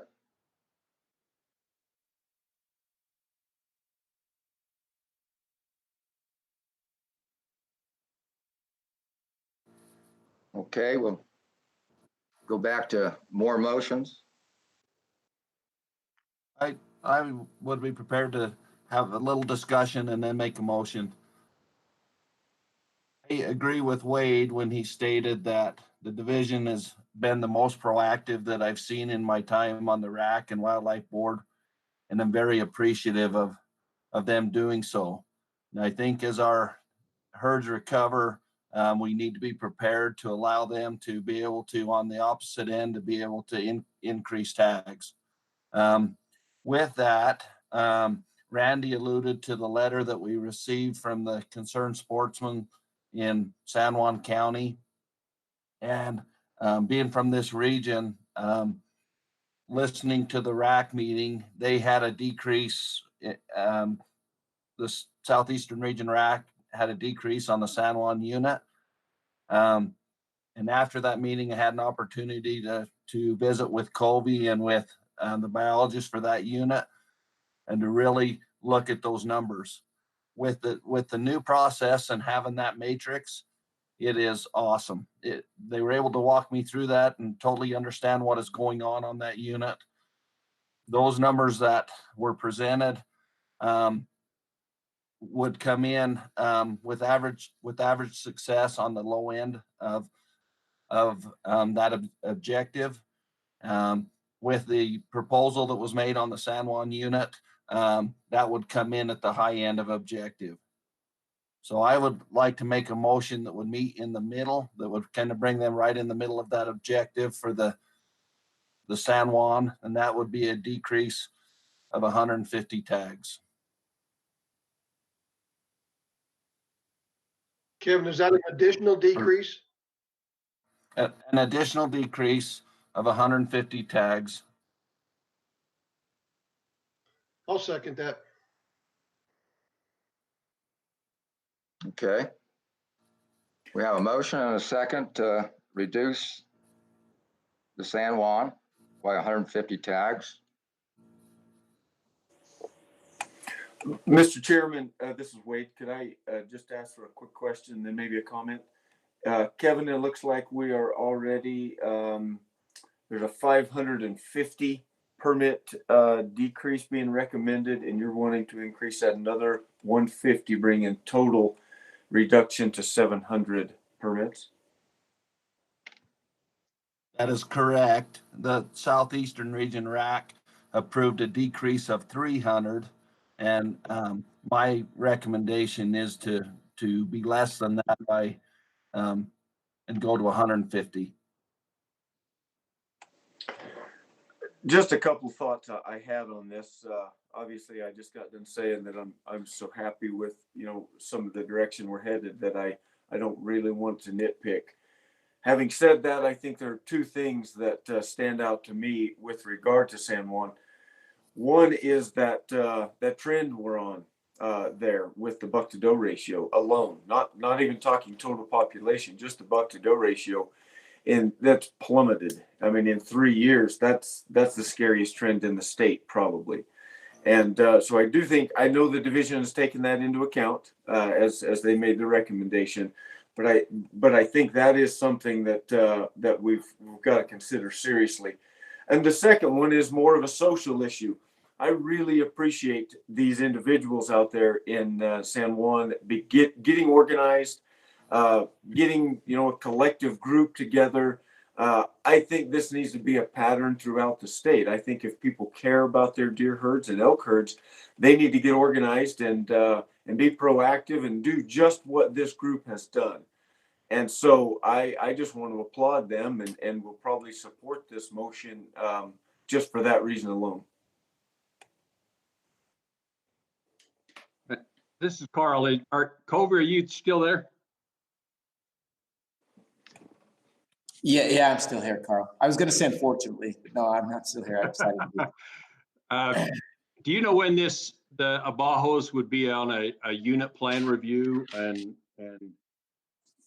typically I'm talking, there isn't an 18 to 20 unit in that area of the state. Do you know when that timetable is? It's actually this year. So this year it'll be up and those should be presented to the board under the conditions that we presented. If there's any changes like that in unit objective or population objective, they'll be presented this year to the board in November. And I just, looking at this unit, I think personally it would fit in really well to an 18 to 20. This region doesn't have, I don't believe they have any of those. They have some limited entry. And I've just always thought this unit fit an 18 to 20 better than a 15 to 17. I don't know whether Kevin will let me add that to the motion that the committee that's looking at that unit plan also look at an 18 to 20 buck to doe ratio adjustment. If you'd let me add that, I would add that. I would approve that amendment.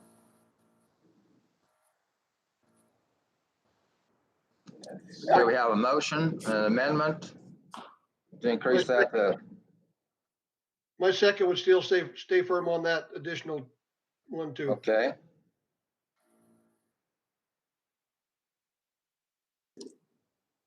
I do want to mention that as we consider those things, just Carl, to keep in mind that we'll be taking into account chronic waste and disease and issues like that in and around that area. And it may not fit inside the plan, but we'll definitely be willing to have the discussion.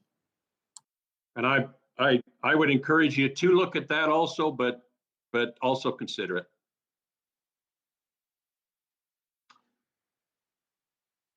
Kevin, you want to restate your motion and then Carl's amendment to your motion? Yes, I would make a motion on the San Juan general season mule deer unit that we give an additional tag decrease of 150 tags and urge the local unit management plan to look at the possibility of increasing that herd objective to 18 to 20. Okay. We have a motion and a second. Any more discussion? Stacy? Can I just get a quick, I just have a quick clarification. Kevin, on your decrease in the permits, you're talking an additional 150 permits from the division's recommended 500, making it 650 total, correct? Yes, that is correct. Thank you for that clarification. Thank you. Thanks, Stacy. Okay, we'll call for a vote. Kevin? Aye. Carl? Aye. Wade? Aye. Brett? Yes. Donnie? Yes. Randy? Yes. Motion passes unanimous.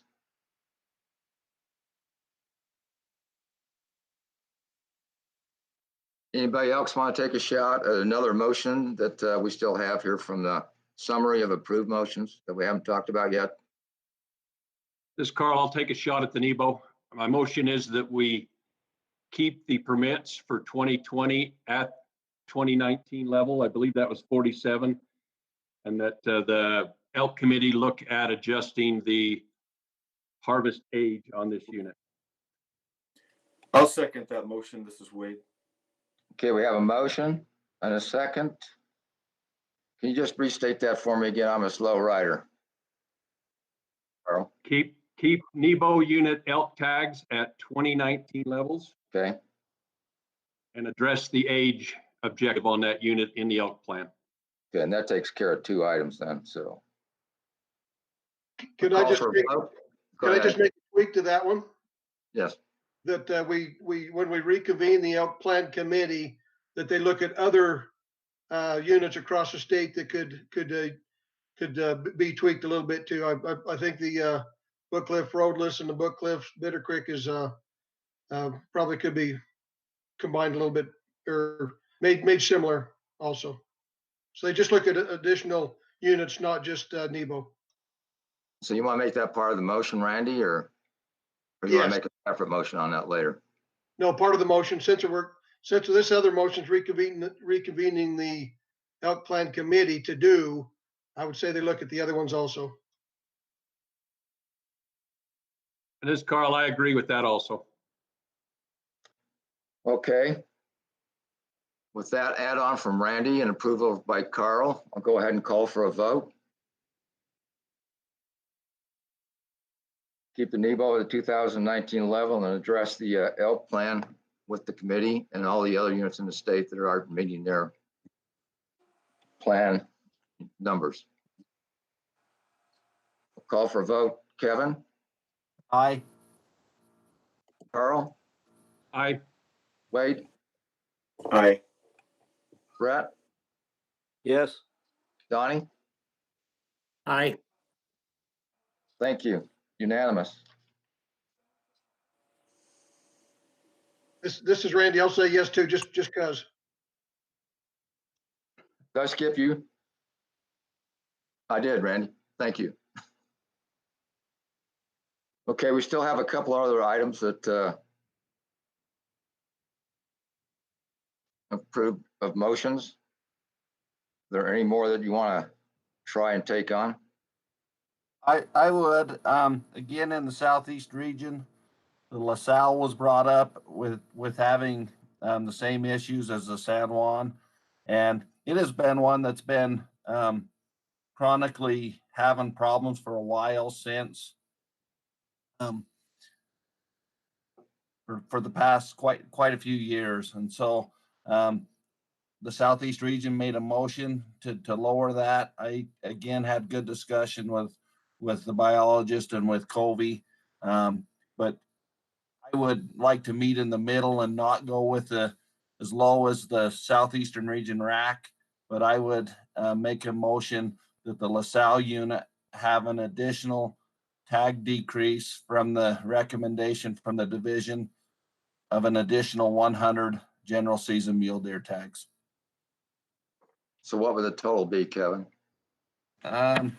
I don't have that in front of me. I might have to have Kent or Colby to tell me that. Or I can bring that up really quick and give that to you. The Southeast region, the motion was, I move that we reduce the overall number of general season buck deer permits from 1,300 to 1,000. And I would make the motion to decrease by 100, so we'd move it from 1,300 to 1,200. Okay. And yeah, that's correct. Okay. And I can say that, and don't say this very often, but that's one that the division couldn't support. And the reason why is just adult survival is really high, but also that is a unit where we know we have issues with chronic wasting disease. And it's probably the biggest hotspot in the state. Well, and I would add to that, Colby, I agree that we need to be careful on chronic wasting disease, but I think that when we allow baiting and animals to lick on the same apple pile, I don't think we're really that concerned about chronic wasting disease.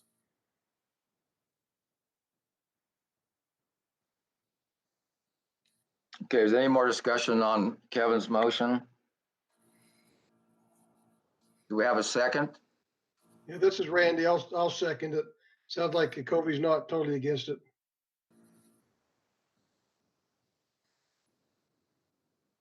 I have a motion and a second. Call for a vote. Kevin? Aye. Carl? Aye. Wade? Aye. Brett? Yes. Donnie? Aye. Randy? Yes. Motion passes. Unanimous.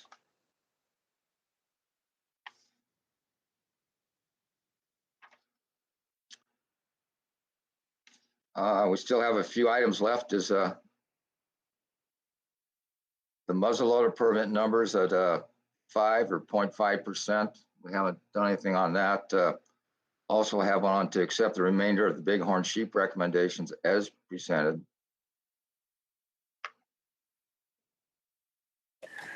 Mr. Chairman, Yes, sir. I would move that we accept all the remainder of the division's recommendations as presented. I have a motion. I have discussion on the motion.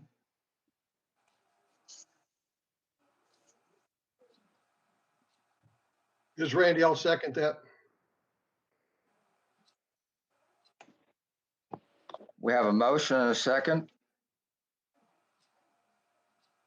Call for a vote. Kevin? Aye. Carl? Aye. Wade? Brett? Aye. Yes. Donnie? Yes. Okay, with that motion. This is Randy. I'll go ahead and say yes to Byron. Did I skip you again, Randy? Okay, unanimous. With that motion, that takes care of all the summary of the approved RAC motions. And it completes our Bucks Bulls once a lifetime permit recommendations for 2020. The next item is item number 6, Antlerless permit recommendations for 2020. Covey? Yes, Byron.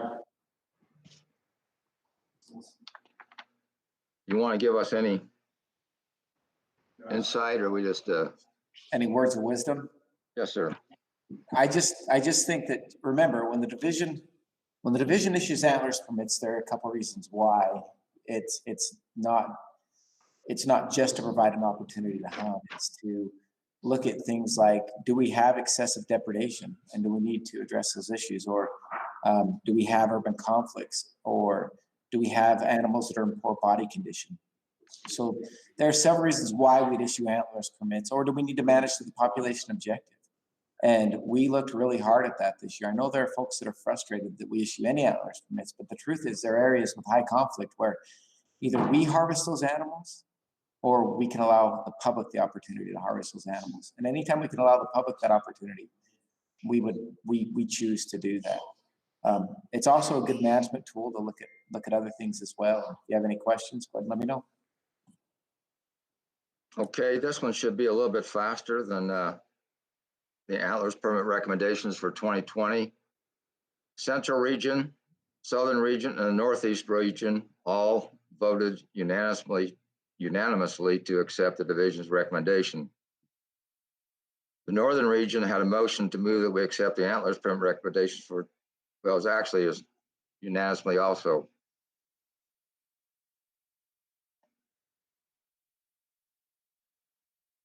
There is one map, Byron, in the northern region that we got wrong, and that corrected map was presented in the northern region. I don't know if folks see it. It just picks up a little piece on the other side, I-15. That is the map that we intend to pass today if you pass the division's recommendations, the map that was presented in the northern region. Does everybody understand that? It's the East Canyon, Davis, North Salt Lake boundary change that Kobe's talking about. Yes, Just to change. Pardon, Randy? Yes, I understand it. They did point that out real well in the one of the racks I attended. Yeah, that was only presented at the Northern Rack, so.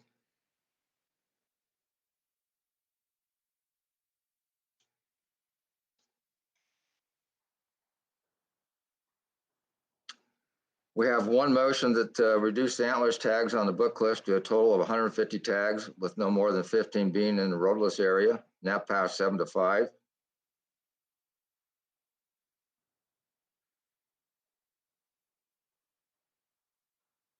So we're ready for motions. This is Randy. I'd like to make a motion that we support the southeastern region when they made that motion in the book cliffs. I think we're going from 80 tags to 225 tags, antlerless tags in the book cliffs. I think that's just a pretty steep climb. I understand a lot of the reasons for doing that, and I think there is really good reasons for doing that. Trying to gather more data on our elk populations and the health of that herd there, but I think that's just a little bit too much. So I'd like to reduce it by 75 tags down to the 150 tags that the Southeast region recommended. And only 15 of those going to the roadless area. Can I ask a question with that motion to the division for a point of clarification? Dax, would you like to talk about that or want to? Yeah, Dax or Guy, can you guys speak to the 15 tags only in the roadless area? Is that already broke up with the antlerless permits that would fall in line with how you currently manage? So I'm trying to pull the table up here, but I think we had recommended 30 permits in the roadless area, and we've done that for several years now. The roadless area has a lot of riparian, gets a lot of use. We've had some concern with bison use in there, and it just holds relatively high density, higher concentrations of elk.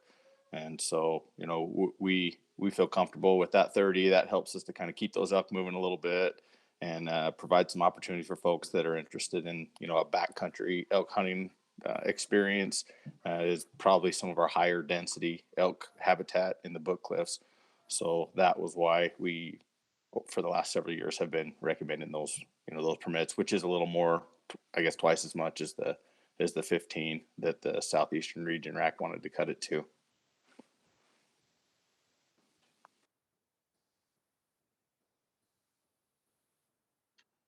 Any other questions? Byron? Yes, sir. Randy? I just going to say I didn't realize I hadn't had the opportunity, or I didn't take the opportunity to visit with Dax. So he pointed out real clear. So I'll back that out and leave it up to division on the south or the cow tags, but just reduce it to 150. Make that my motion. Okay, we have a motion from Randy. Do we have a second? I'll second that. I have a second from Kevin. Byron, this is Mike. Can I jump in here real quick? Yes, sir. I didn't give you a synopsis of the public comment that came into the board specifically. Oh, excuse me. But I know you all had a chance to look at it, but I just wanted to get it on the record for the public that we looked at that and you all saw it.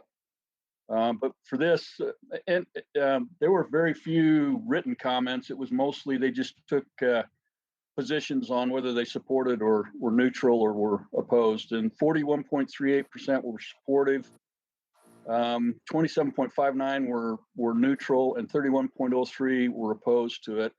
The comments we got were they were opposed mostly to just any increase in antlerless permits. So that's kind of a synopsis of the public comment for this particular issue. I apologize for that, Mike. Thank you very much. Not a problem. Just want to get it in before the vote. Does that affect your motion, Randy? No. Okay, I'll call for a vote on the motion. Mr. Chairman, could we get a clarification on that motion again? Yes. Do you want to go ahead and clarify that, Randy? The motion is in the Book Cliffs unit to have a total of 150 tags for the antlerless tags. That is 75 less than the division proposal.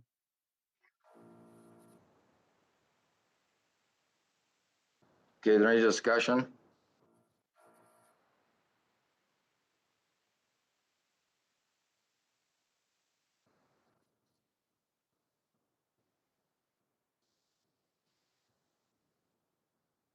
Hearing none. Call for a vote. Kevin? Aye.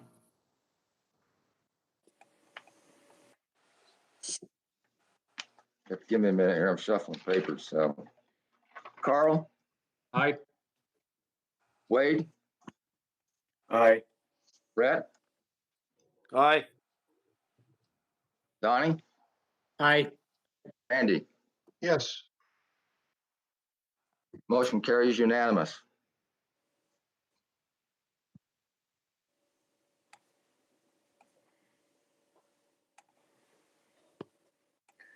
Mr. Chairman, this is Wade. Are we going to have a point where we are able to ask questions, or did we already move past that? On which one, Wade, or just On just a couple of the antlerless deer hunts. we've already completed that. Well, no, we haven't done the antlerless deer hunts, but we're just going based on what the racks submitted to us. Do you have anything in particular you want to discuss, Wade, on that, on the antlerless permit recommendations? Well, I just had a question for the division. This didn't necessarily come from the rack, but just overall question. And it was with regard, Kobe, to there's obviously a lot of reduction in permit numbers from 19 to 20 on the antlerless deer hunts. But, and you did give us a general idea of why an antlerless deer hunt is probably in an area, but I just wanted to ask a couple of specifics, if I could, Kobe, on the Monroe hunt, the beaver hunt, and then the San Juan hunt.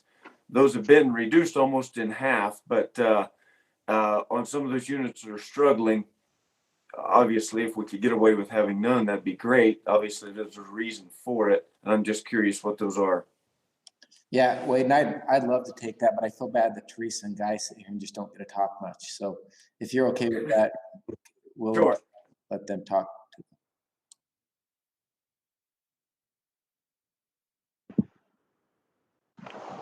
Okay, do you want me to address that first? Is that good? Teresa Griffin with the Southern Region. For the Monroe, that is the Severe Valley hunt. And we've also got Vance on here. We've had that hunt for probably a decade, and that is to address all of the deer down in the valley that get into the crops there in the Severe Valley. And the beaver is I believe it's the Circleville North hunt, and that is the same thing where we are getting a lot of deer coming down, and it is focused to address those deer hitting the cultivated croplands there. Does that answer your question? It does, Teresa, and I just wanted to double check. I can't find the hunt dates on those. Those are summer hunt, well, earlier hunts. Those aren't late fall hunts, correct? Let me hurry and look at the dates. That's correct, Wade. I was just looking at those. Beaver is 8/1 to 8/14, and the Monroe is August, the end of August to the end of September. So they're earlier hunts. Okay. All right. Thank you. That's perfect. Thanks, Wade. I'm going to back up now. We're going to ask for any other questions from the board members on the antlerless permit recommendations for 2020. Any other questions from the board? Yeah, Guy, could you address that for the San Juan as well? Yeah, the San Juan is the Monticello City hunt. That's basically town deer that we've been trying to get numbers down within the city limits. So that's what that hunt is. But we reduced the numbers on that one as well. And it's important to note, Kevin, the boundary for that is actually the city limits of the town of Monticello. So it's just those urban, if you can call it urban, it's just those urban deer. Thanks. Yeah, I've got a question, Byron, on the antlerless permits on the Pine Valley. I see we have, looks like 140. What area are those, Teresa? Okay, those are, we have two separate hunts out in Enterprise, and then we have the ones in New Harmony. And those are, again, to address damage to cultivated crops.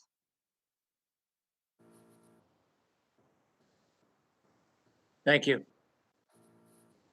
Any more questions from the board?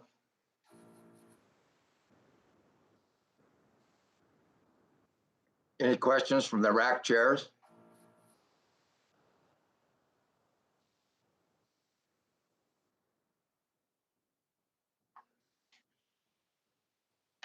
We'll go ahead and start with the rack motion summaries from the rack chairs. Start on the Northern Region. Justin? And we had a motion to accept it as presented, and it passed unanimously.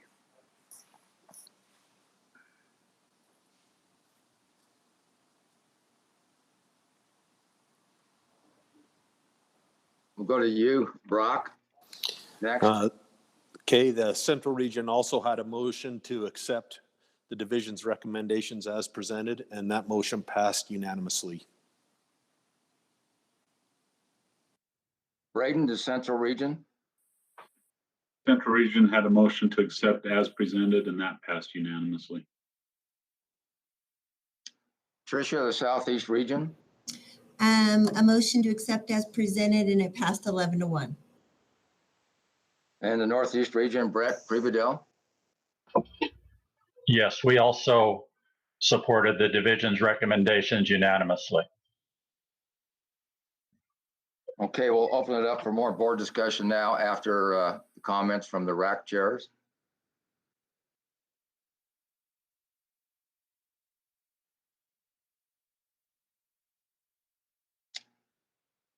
Hearing none.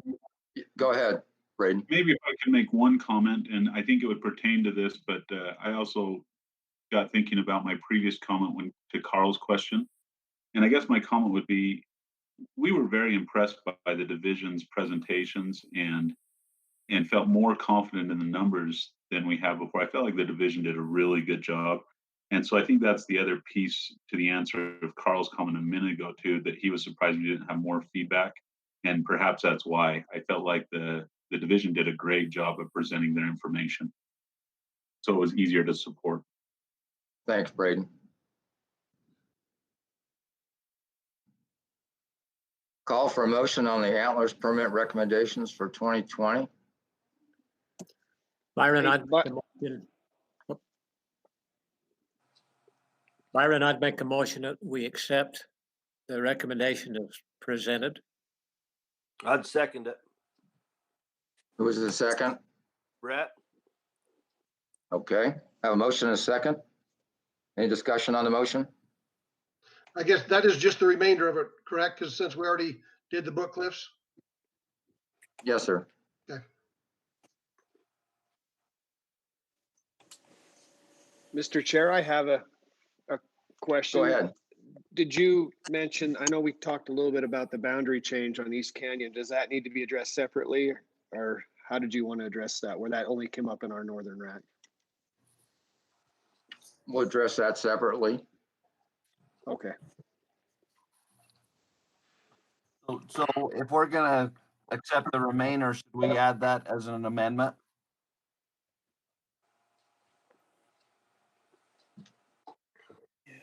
Yes, I think so, Kevin.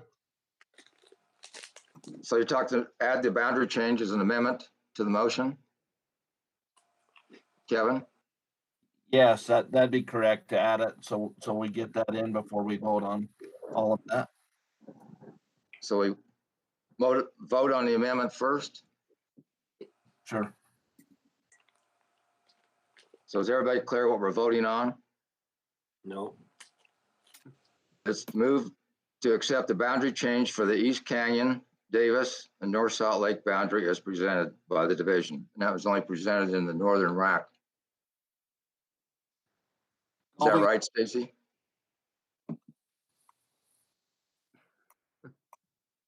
Mr. Chairman, I think we could simplify this a bit. If I recall, Covey indicated that that updated map was now part of the division's presentation. So accepting the rest of the balance as presented would include that boundary change. So there's no amendment needed to your motion. Okay. So we'll just delete the amendment and go with the original motion on the Antlers permit recommendations for 2020.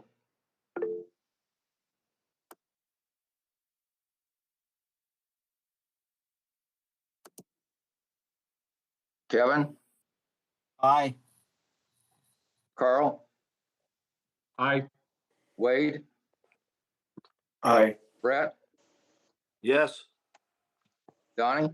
Aye. Randy? Yes. Motion passes unanimously.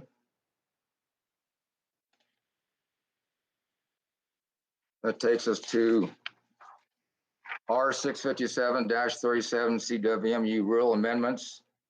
Mike, do you want to give us the update on that? The summary from the public comments? Yeah, I just had to turn my mic on. Sorry about that. Let me jump in and see what we had.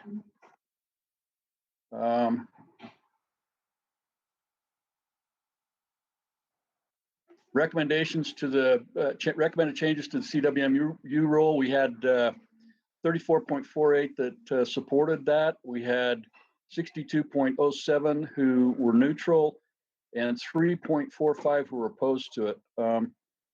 Most folks didn't put any written comments. Well, none of the folks put any written comments down on this particular one. So that's the public comment. Any questions from the board?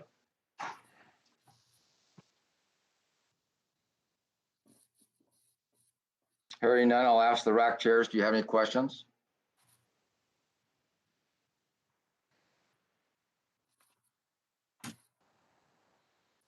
Go for a motion of summaries on the rack chairs. Start with the northern region. Justin? Excuse me. So this also, we had a motion made to accept the presentation as presented, and it passed unanimously.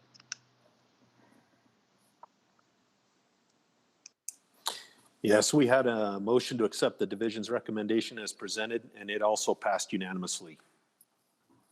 Braden? We had a motion to accept as presented, and again, it passed unanimously. Tricia? Ours passed, we accepted it as presented. It passed 11-1. We had one abstention. Brett? Yes, the Northeast RAC voted unanimously to pass it as presented.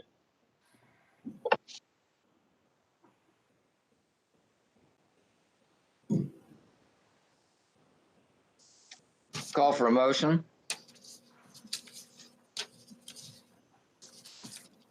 It's Randy. I'll make that motion that we approve the CWMU rule amendments as presented. I'll second that. Wade seconds it. We have a motion and a second. Mr. Chairman, I should probably also get a little clarification. I obviously have some CWMU affiliation, although this is a simple rule change that addresses some issues we've had in the past. Don't feel like I need to recuse myself. Just want to make sure Director Fowkes or Marty agrees with that. You're talking about conflict of interest, Wade, on this particular. Well, I just don't think I have any, and I just want to make sure they concur. Would you feel better if somebody else made the second or just No, I'm perfectly fine. I think this does not affect, it's not a permit number issue, it's not season dates, it's just a simple tweak in the rule. let's ask the director, he came up there, so director? Yeah, I'm not an expert on conflict of interest, so I think I'd defer to Marty Bushman. I believe he's on. He could respond to that. Yes, Marty Bushman, Utah Attorney General's office. Is if the vote is going to impact the CWMU that Mr. Heaton actually has, I mean, individually impact it different than it does others, then he may want to consider a vote. But if it's a general vote just on the program itself, as long as he feels that he can objectively vote on it without being unduly influenced by his program, then I feel comfortable that he can vote. Thanks, Marty. I think with that answer, we're okay, Wade, to go along with your second. You bet, I think so. So we have a motion and a second. I'll call for a vote. Kevin? Aye. Carl? Aye. Wade? Aye. Brett? Yes. Donnie? Aye. Randy? Yes. Unanimous.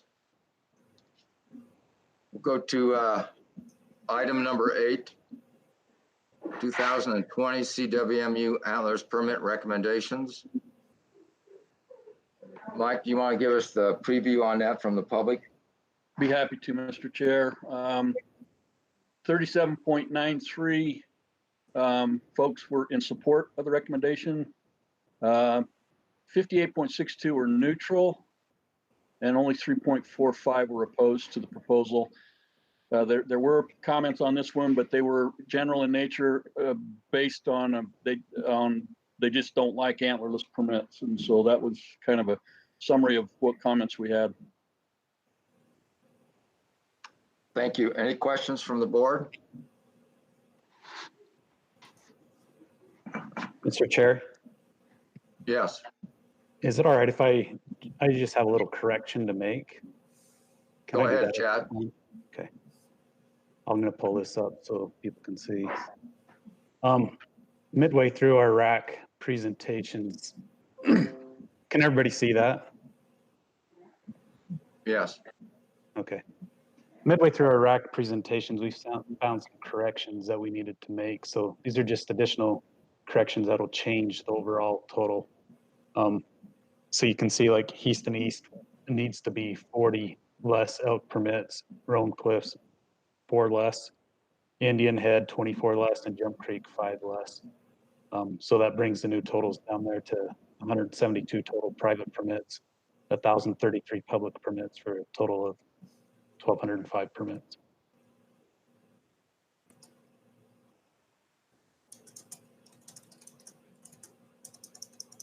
Any questions from the board?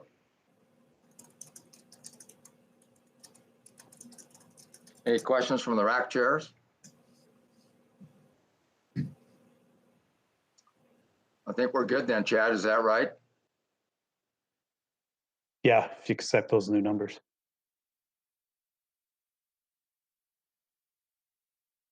No questions from the board, no questions from the rack. Go ahead and go for the rack motions on that. We'll start out with the northern region. Justin?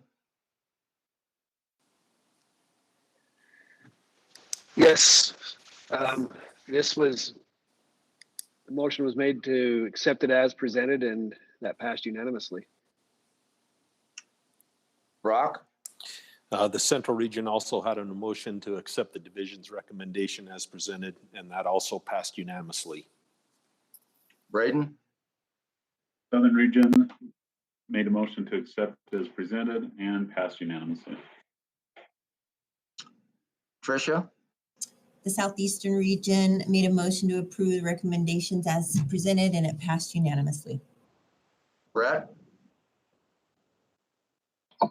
Yes, the Northeastern region also had a motion to accept it as presented, and it did pass unanimously. Thank you. So it passed all 5 racks unanimous.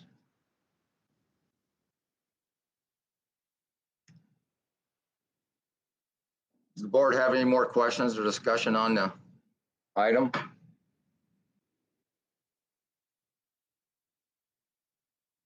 Hearing none, we'll go ahead and call for a motion.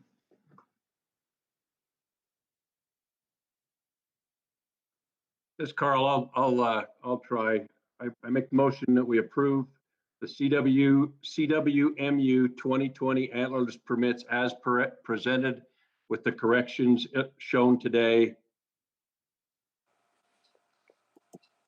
Thank you. Do we have a second? I'll second. Any discussion? Who's a second? Brett? Okay. Thanks, Brett. Any questions?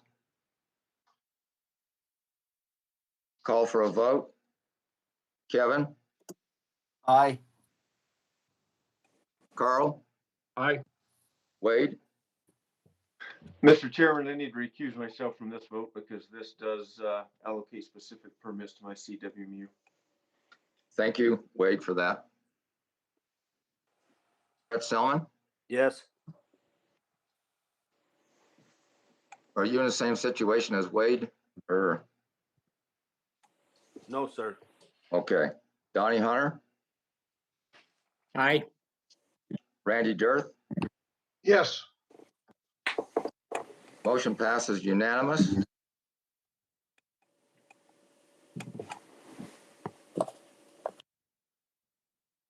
We'll move on to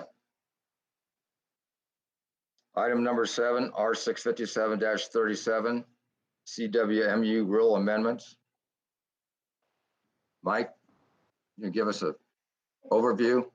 I think we already did that one, Byron. I think it's the rule amendments. Didn't we do that one first? Yeah. Let me. I'm back one. Okay, item 9. Yeah, that's the Range Creek Bison, 9 Mile Yeah, I Range was Creek reading up Bison. instead of down, so that's the management bison hunts 9 Mile Range Creek unit. Thank you. Perfect. That's we had 37.93% of the folks supporting this proposal. We had 51.72 who were neutral, and 10.34% that were opposed to the proposal. The opposition stemmed around waiting period and bonus point loss and how this over-the-counter hunt may affect those. So anyway, that's a summary of the public comment. Thanks, Mike. I know we had a lot of comments on this. Are there any questions from the board?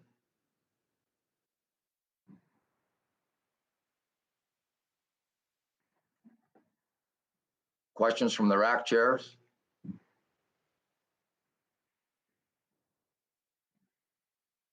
Go motion summaries from the rack chairs on this item.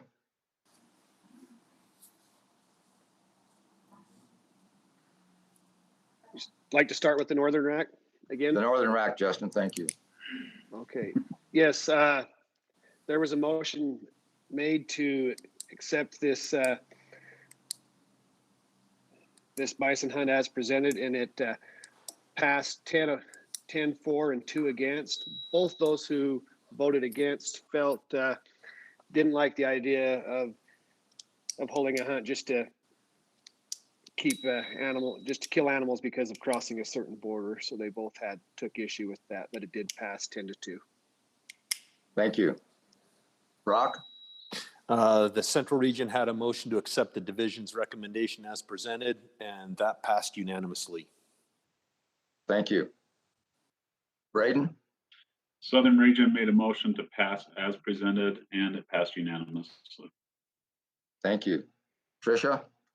The Southeastern Region made a motion to accept the recommendations as presented, with the caveat that this is going to be revisited yearly. And I believe that Kobe, if I remember, stated that that would be the case, and it did pass unanimously. There was obviously the landowner was involved in that. The landowner adjacent to 9 Mile was involved in this meeting and really concerned about the idea of trespassing. So, that was discussed at length, but. That's kind of where we're at. Okay, thanks, Tricia. Brett? The Northeast RAC had a lot of discussion on this item, and most of it was related to the landowner opposition to it, I guess, and then the access through the University of Utah controlled area, and then the Ute tribe representative has many concerns on this item also. Though when it was all said and done, the tribal representative admitted they've tried about everything and they haven't got any good ideas how to keep the bison on their property. And so a motion was made to accept it as presented, and it passed 9-1, with the opposition being the Ute tribal representative. Thank you. Can we get a clarification, Covey? It was brought up in the Southeast region on the yearly revisitation. Yeah, I think like all the division's recommendations, when I say yearly revisitation, we present the recommendations for permits annually, you know, just like we do with our other over-the-counter permits, spike elk or general season bull elk. And so you'd have a chance to comment on it annually and have those discussions. I don't know that it'd be a main topic, but the chance to comment, revisit, discuss would come up annually.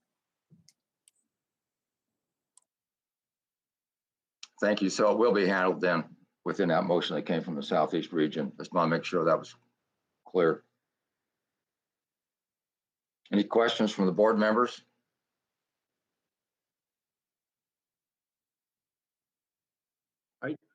This is Carl. I guess I have not heard with the landowner opposition involved. If somebody could bring that up for me, that would be great. I may have misstated that. It's access by the landowners that are being impacted by the bison. Okay, thank you. May I speak to that real quick? If you look at the minutes in the video, the landowner ended up expressing support. The landowner is on our rack, and he ended up expressing support for this proposal. He did have some trespass concerns that we talked through with the law enforcement officer who was on the phone or on the call at the time. So in the end, though, he did express support for the proposal. Okay, thank you. Any other discussion on this item? Hearing none, we'll call for a vote. Do we need a motion or? Yeah. I would make a motion that we approve this as presented by the DWR. This is Randy. I'll second it. We have a motion and a second.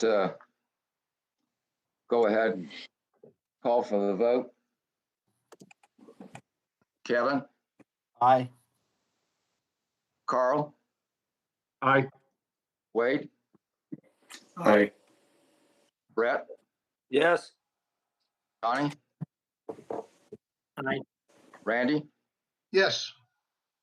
Motion passes unanimous.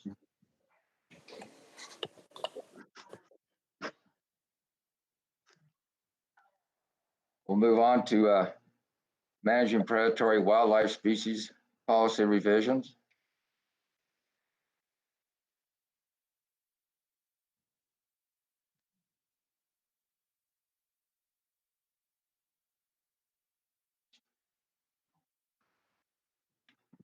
Mike, go ahead.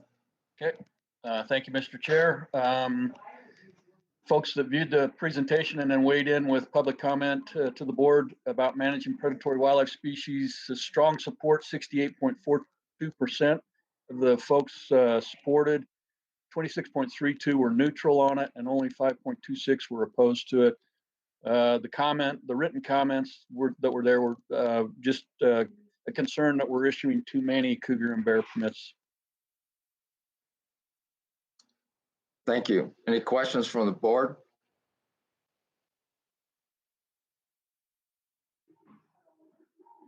Any questions from the RAC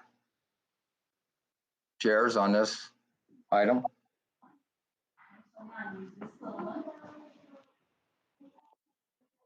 Hearing none, we'll go ahead and go with the RAC motion summaries from the RAC chairs. Justin? Yes, a motion was made to accept the presentation, well, as presented, and it passed unanimously. Brock? The Central Region had a motion to accept the division's recommendation as presented. It passed in a vote of 7 in favor and 3 against, but none of the 3 that were opposed made a comment why they were opposed. Thank you. Braden? Southern Region had a motion to accept as presented, and it passed unanimous. Thanks. Tricia? The Southeastern Region made a motion to accept as presented, and it passed 11-1. Thank you. Brett? The Northeast Region had a proposal to pass it as presented, and it passed unanimously. Thank you. Any board discussion on this item?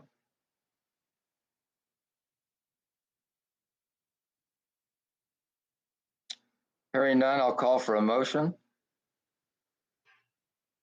This is Randy. I'll make a motion that we approve the managing predatory wildlife species as presented by the division. I'll I'll second. second. Go ahead. Who's first? Wade was. Go ahead, Kevin. I'll second. Okay. Wade second.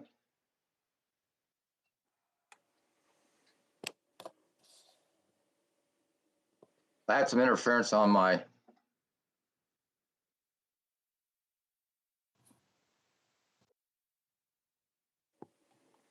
Okay. Yes, Byron. Any discussion on the motion?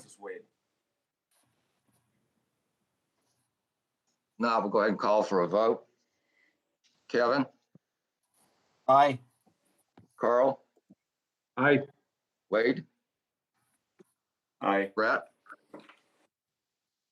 Aye. Donnie? Aye. Randy? Yes. Motion passes unanimous. We'll move on to item 11, Cougar and Bear Rule Amendments.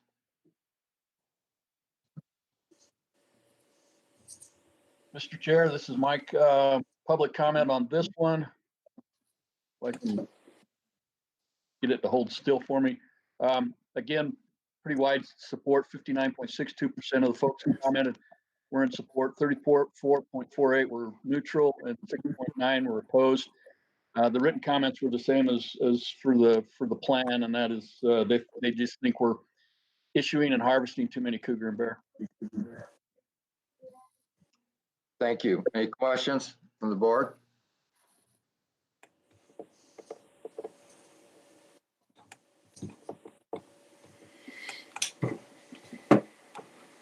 No questions from the board. We'll go ahead and ask RAC chairs. Any questions?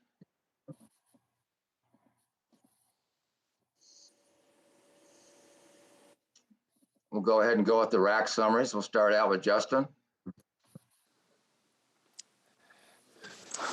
Okay, yes, we had a motion to accept the cougar and bear rule as presented, and it passed unanimously. We did have one RAC member who had to leave the meeting before it ended, but we did still pass unanimously. Thank you. Brock? We had a motion to accept the division's recommendation as presented, and that passed unanimously.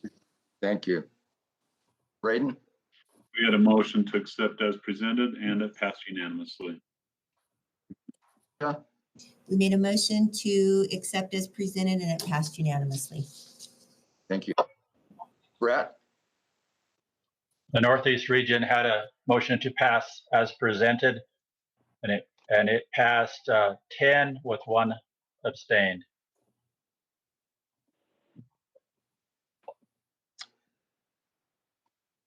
Any questions from the board? Any discussion? Not, I'll call for a motion.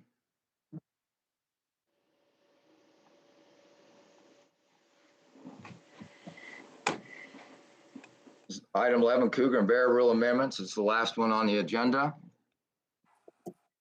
Byron, I'll make a motion that we accept that as presented. Have a motion by Donnie.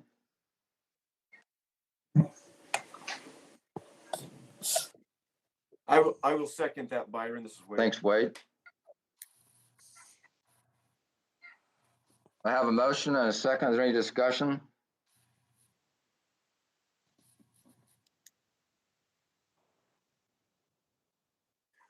Mr. Chairman, this is Wade again. I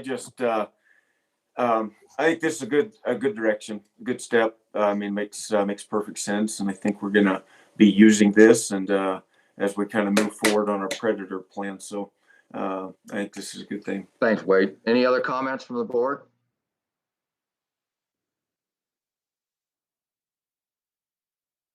Hearing none, I'll go ahead and call for a vote. Kevin? Aye. Carl? Aye. Wade? Aye. Brett? Aye. Donnie? Aye. Randy? Yes. Okay, that brings us down to item number 12, other business. Is there anything else the board wants to bring up? Byron, I've got a question. Yes, sir. In the legislative session, they did approve the tool that predators could be managed as over the counter in some situations. That was not presented as a possibility during this rack. I would just like to ask when the division sees that tool being used, and maybe at what time they may see that as a tool. This is Darren, Kevin.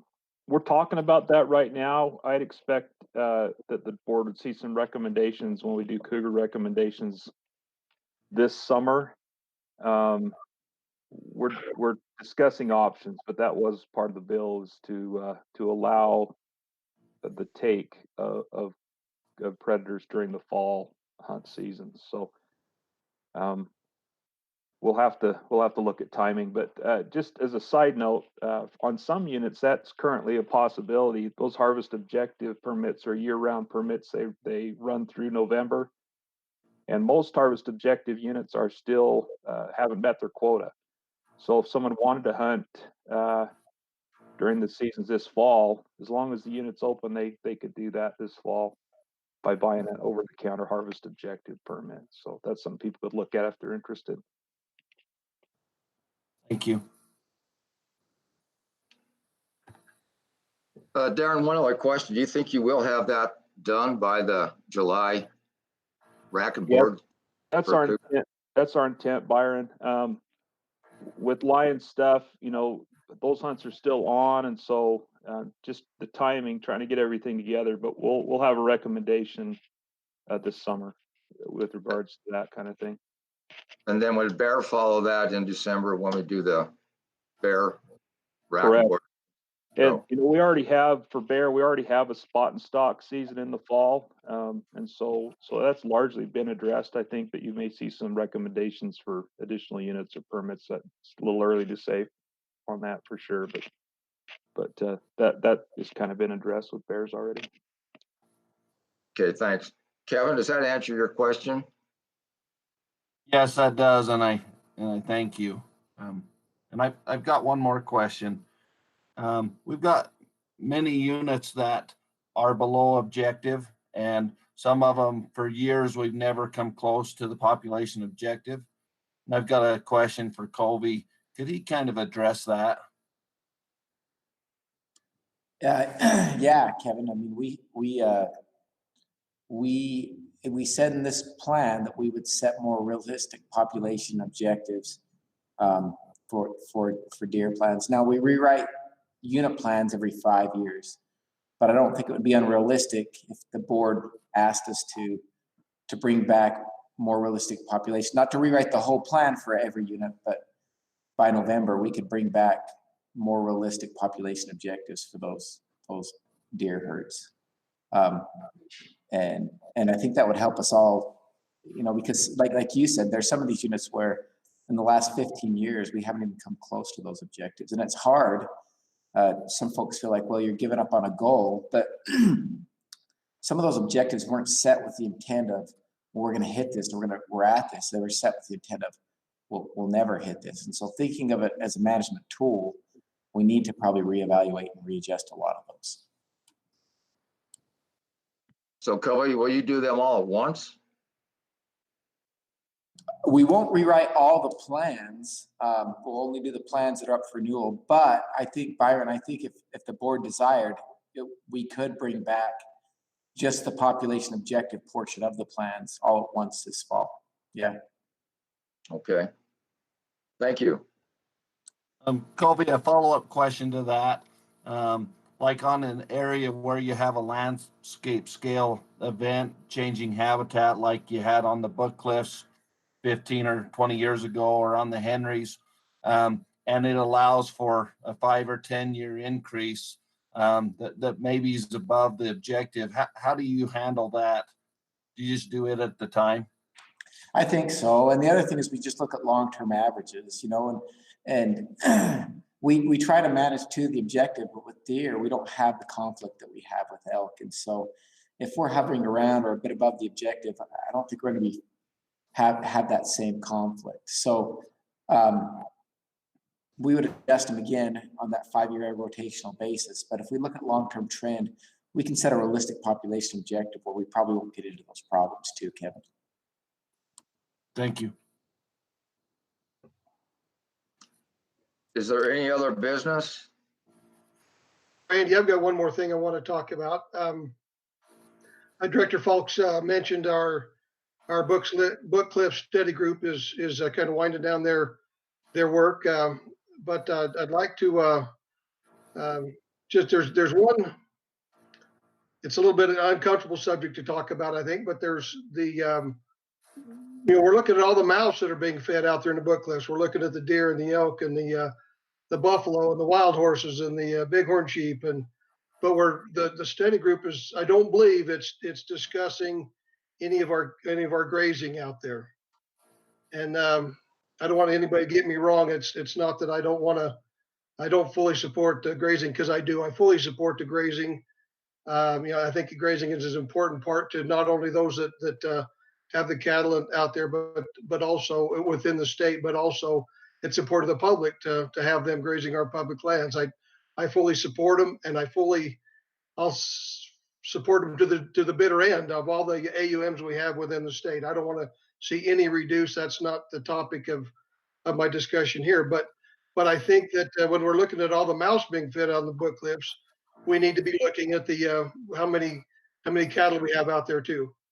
And so I guess I would like to see the division or the Book Cliffs working group include that in this. I'd like to maybe have them work with our federal partners to see how many AUMs are permitted out there, and then compare that with what's actually on the landscape.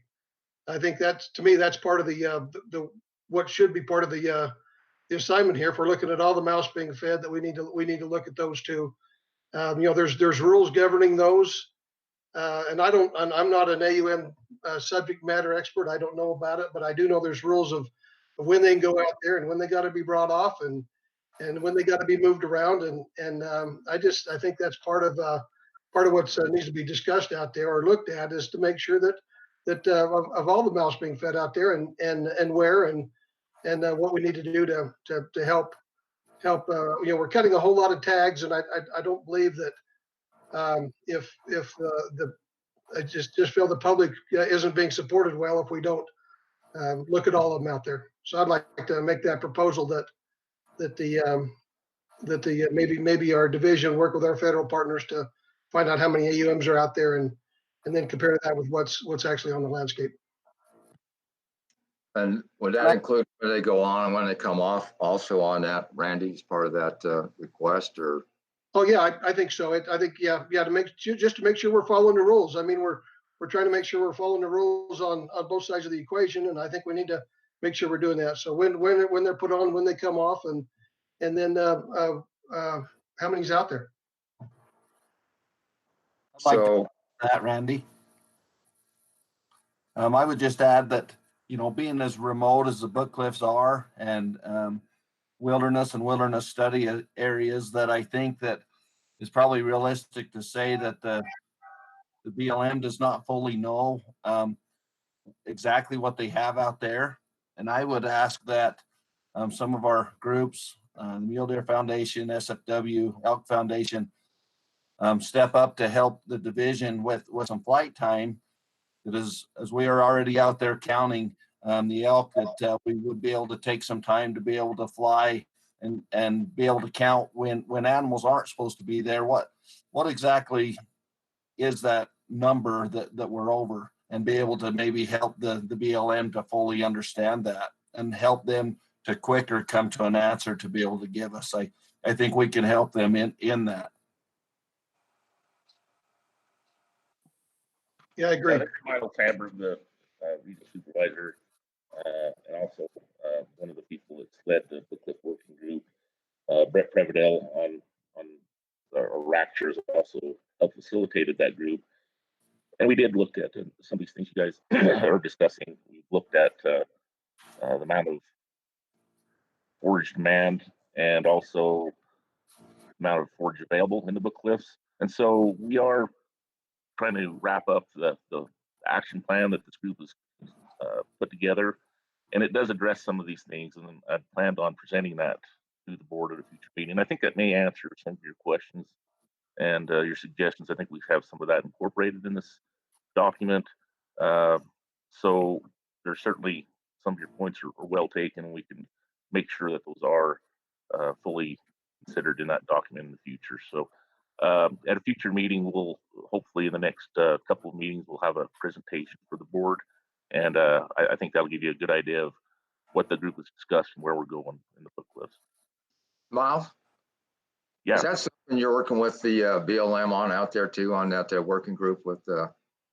Yeah, it has the land management agencies, the ranchers are present on the committee. We have sportsman's groups. It's really a pretty broad scale effort with a number of partners involved in that. And so we've had some good discussions, and we have a number of things that are actually being implemented as we speak.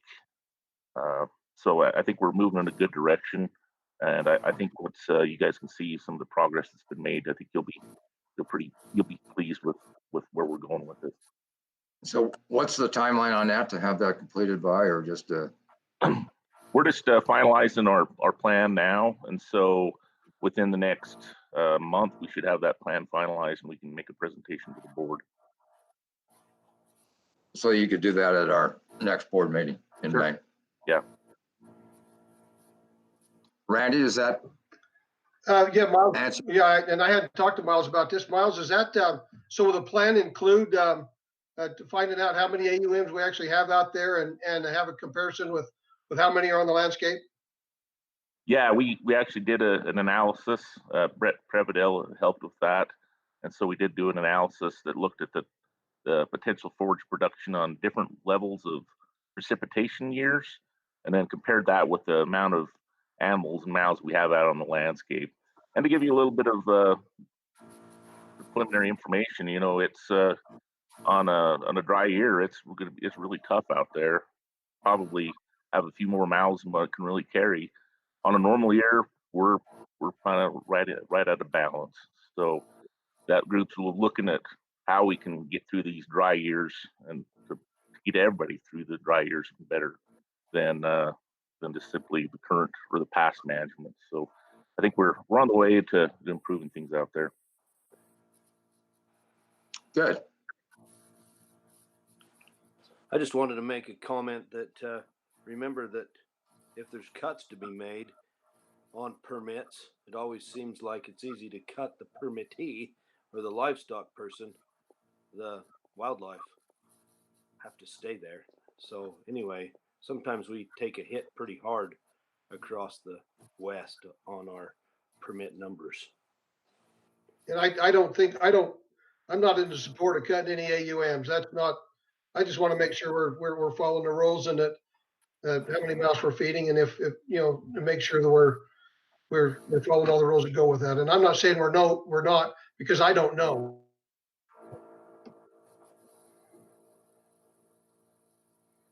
I think our plan puts things into place that will help make sure that things are being done correctly out there, and that hopefully, in the future, wildlife and livestock will be able to get through these dry years better. So I'm pretty encouraged with the progress we've made, and certainly there may be some additional improvements we need to make in the future as well.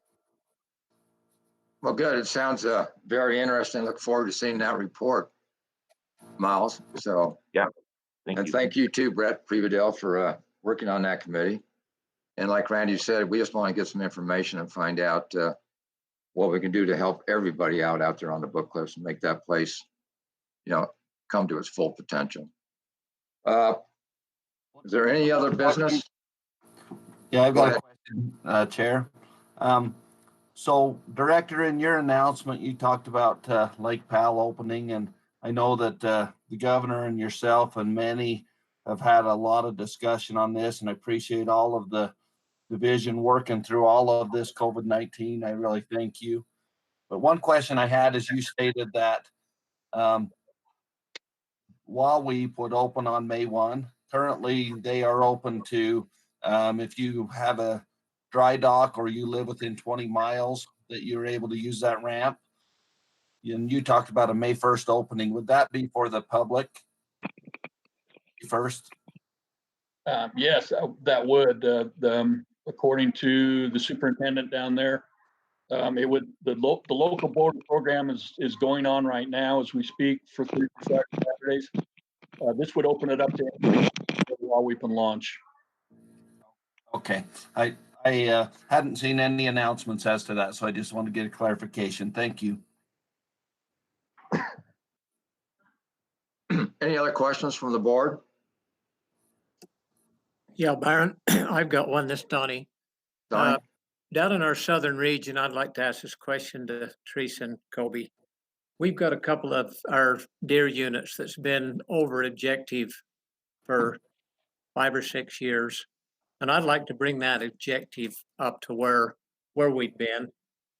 We've been living with that for a long time, and it don't seem like we're hurting anything. So I'd like to have those raised up to where we've been. Is there a problem with that? Donnie, to answer that in short, and Teresa's on here, so I'll have her back me up, but I don't know that we can answer that yes right now, because when we do this, we're going to compile a lot of data, look at body condition, fat, reproduction. One of the things specifically that I'm thinking about right now is on the Pine Valley.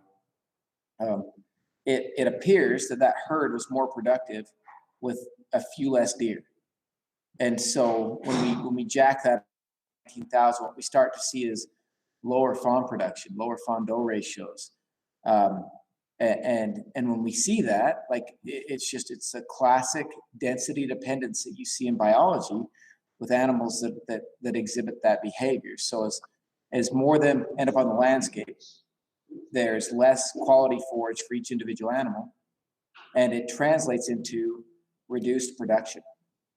And so you end up with fewer fawns, fewer animals over time, and less healthy animals by running them at higher numbers. And so what I will say is we promise to look at all the data, see where the herds are most healthy, and set those numbers where we can have the most healthy, most productive herds. But I can't commit that we'll do a blanket increase on every unit. Teresa, did I miss something there? Or is there something you'd like to add? No, that covers it. And I also want to make sure that we're looking at the habitat conditions, because we have found a couple spots on both the Pine Valley and the Zion where it appears some of the browse species have been hit pretty hard. So we want to continue to make sure we're taking everything into consideration. All of the fat conditions of the deer that we measure annually. So that cover it? Yeah, that covers it. We want to keep our deer healthy, so let's look at it and do best for our animals. Thank you. Any other questions on other business? Mr. Chair, this is Mike. Let me jump in here. I need to clarify what I said about Lake Powell. That's the latest proposal. I don't want anybody rushing down there to launch their boats May 1st. I would wait until the Park Service down there comes out with the announcement. I'm just talking about what was proposed at the latest meeting that I heard of, and so there's a plan in place to open it up, but the details will come from the Park Service. Thanks. Thanks, Director. I've got one other item of business that because of COVID-19, the Wildlife Board, we missed our March 19th meeting we had scheduled as a work meeting. I just want to check with the board and see if that's something that you are still interested in doing. And if so, we need to set a date and a time where we could work that in. So the board would like to comment on that, what you want to do with that, or Mr. Chairman, this is Wade. I do think there were some things on that agenda that need to be discussed, and me personally, I would rather have us wait until we had a sit-down meeting. I think there's going to be some fairly lengthy discussion about some of those items, and this is just a little tougher format to have some of those really in-depth conversations. I would still love to have the meeting, but I would like to wait until we could sit down and do it. face to face? Yes, sir. Okay. Any other comments, board members? This, Carl, I would agree with that. I think there's some things we need to look at, but this format is difficult for that. So I would echo Wade, and let's wait and see what happens over the next little while and see when we can meet face to face.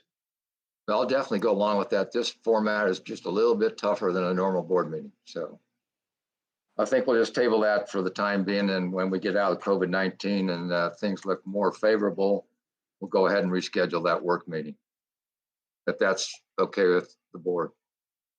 That's just my suggestion. And Wade, Carl, the same thing you just said. So any other discussion, business we need to talk about? Mr. Chair, may I have a comment? With the restrictions and the way that the RAC meetings have been held, after our Northern RAC, I spoke with many of our members, and they all liked this format, meaning as far as the presentations being made online and then having the opportunity to already see it. So then when we have our meeting, and hopefully we are meeting soon face to face or together again, but with Director Fowlks and everyone on there, our RAC would like to suggest that we follow a similar format where we no longer have the presentations made at the RAC that night, that we could all come already informed. I've myself have complained where some of these meetings drag on till 1 o'clock in the morning, and it just really helped the meeting move along quicker. It helped us be more informed. There were so many advantages. Our Northern RAC would suggest that we try to follow something similar when we do once again meet. And that's my comment. Any other RAC chairs want to comment on that? Byron, I'll comment on that. We didn't formally discuss it as a RAC, but I've had conversations with several people that feel the same way, that if the presentations were online ahead of time, in addition to what Justin said, I also think it just provides, I think they do a really good job of bringing the same information to all their RACs. But if we are all getting exact same information, I think it provides a level of consistency also. I think, and it will speed up the meetings. I think it just has a lot of advantages. I don't see many disadvantages. On the Central RAC, we didn't officially discuss it either, but in our discussions, I would agree that having the presentations available beforehand and not during the meeting was an advantage.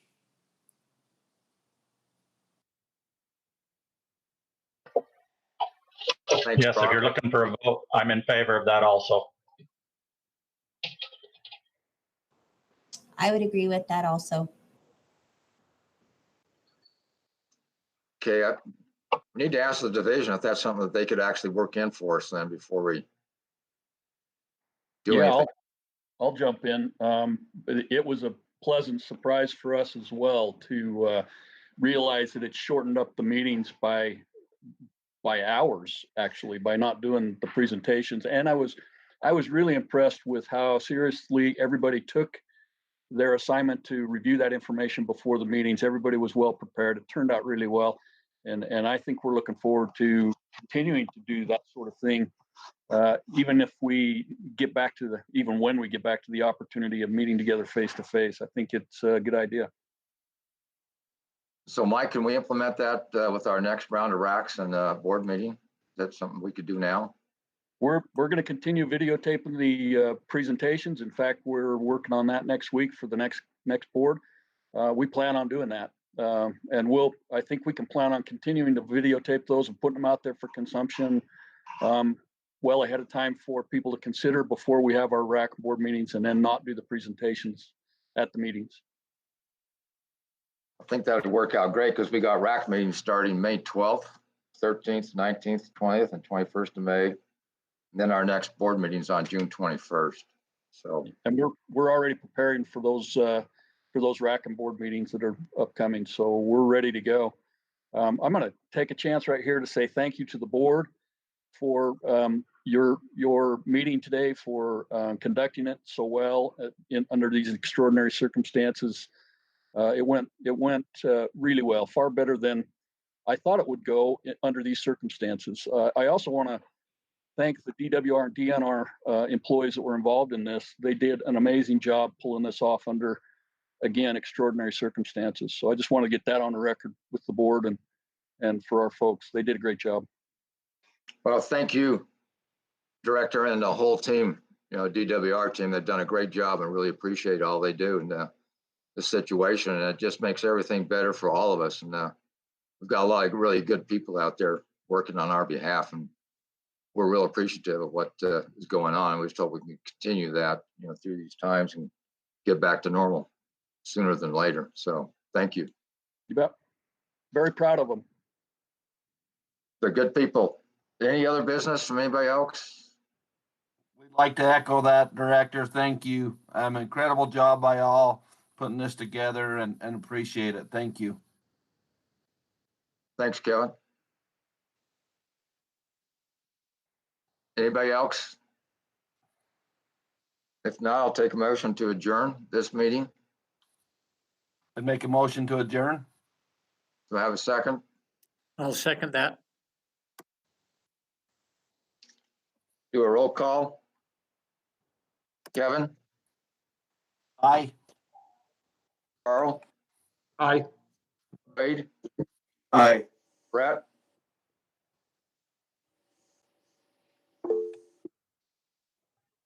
Skip Brett. Donnie?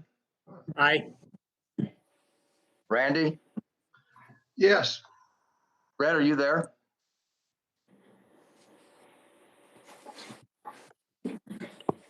I don't know, I guess Brett must have left us, but it's unanimous with the exception of Brett. So we'll close this meeting and thank everybody for all your time and effort that goes into doing these meetings. So thank you. Thanks, everybody. Thank you. Thanks, Mr. Chair. Thank you.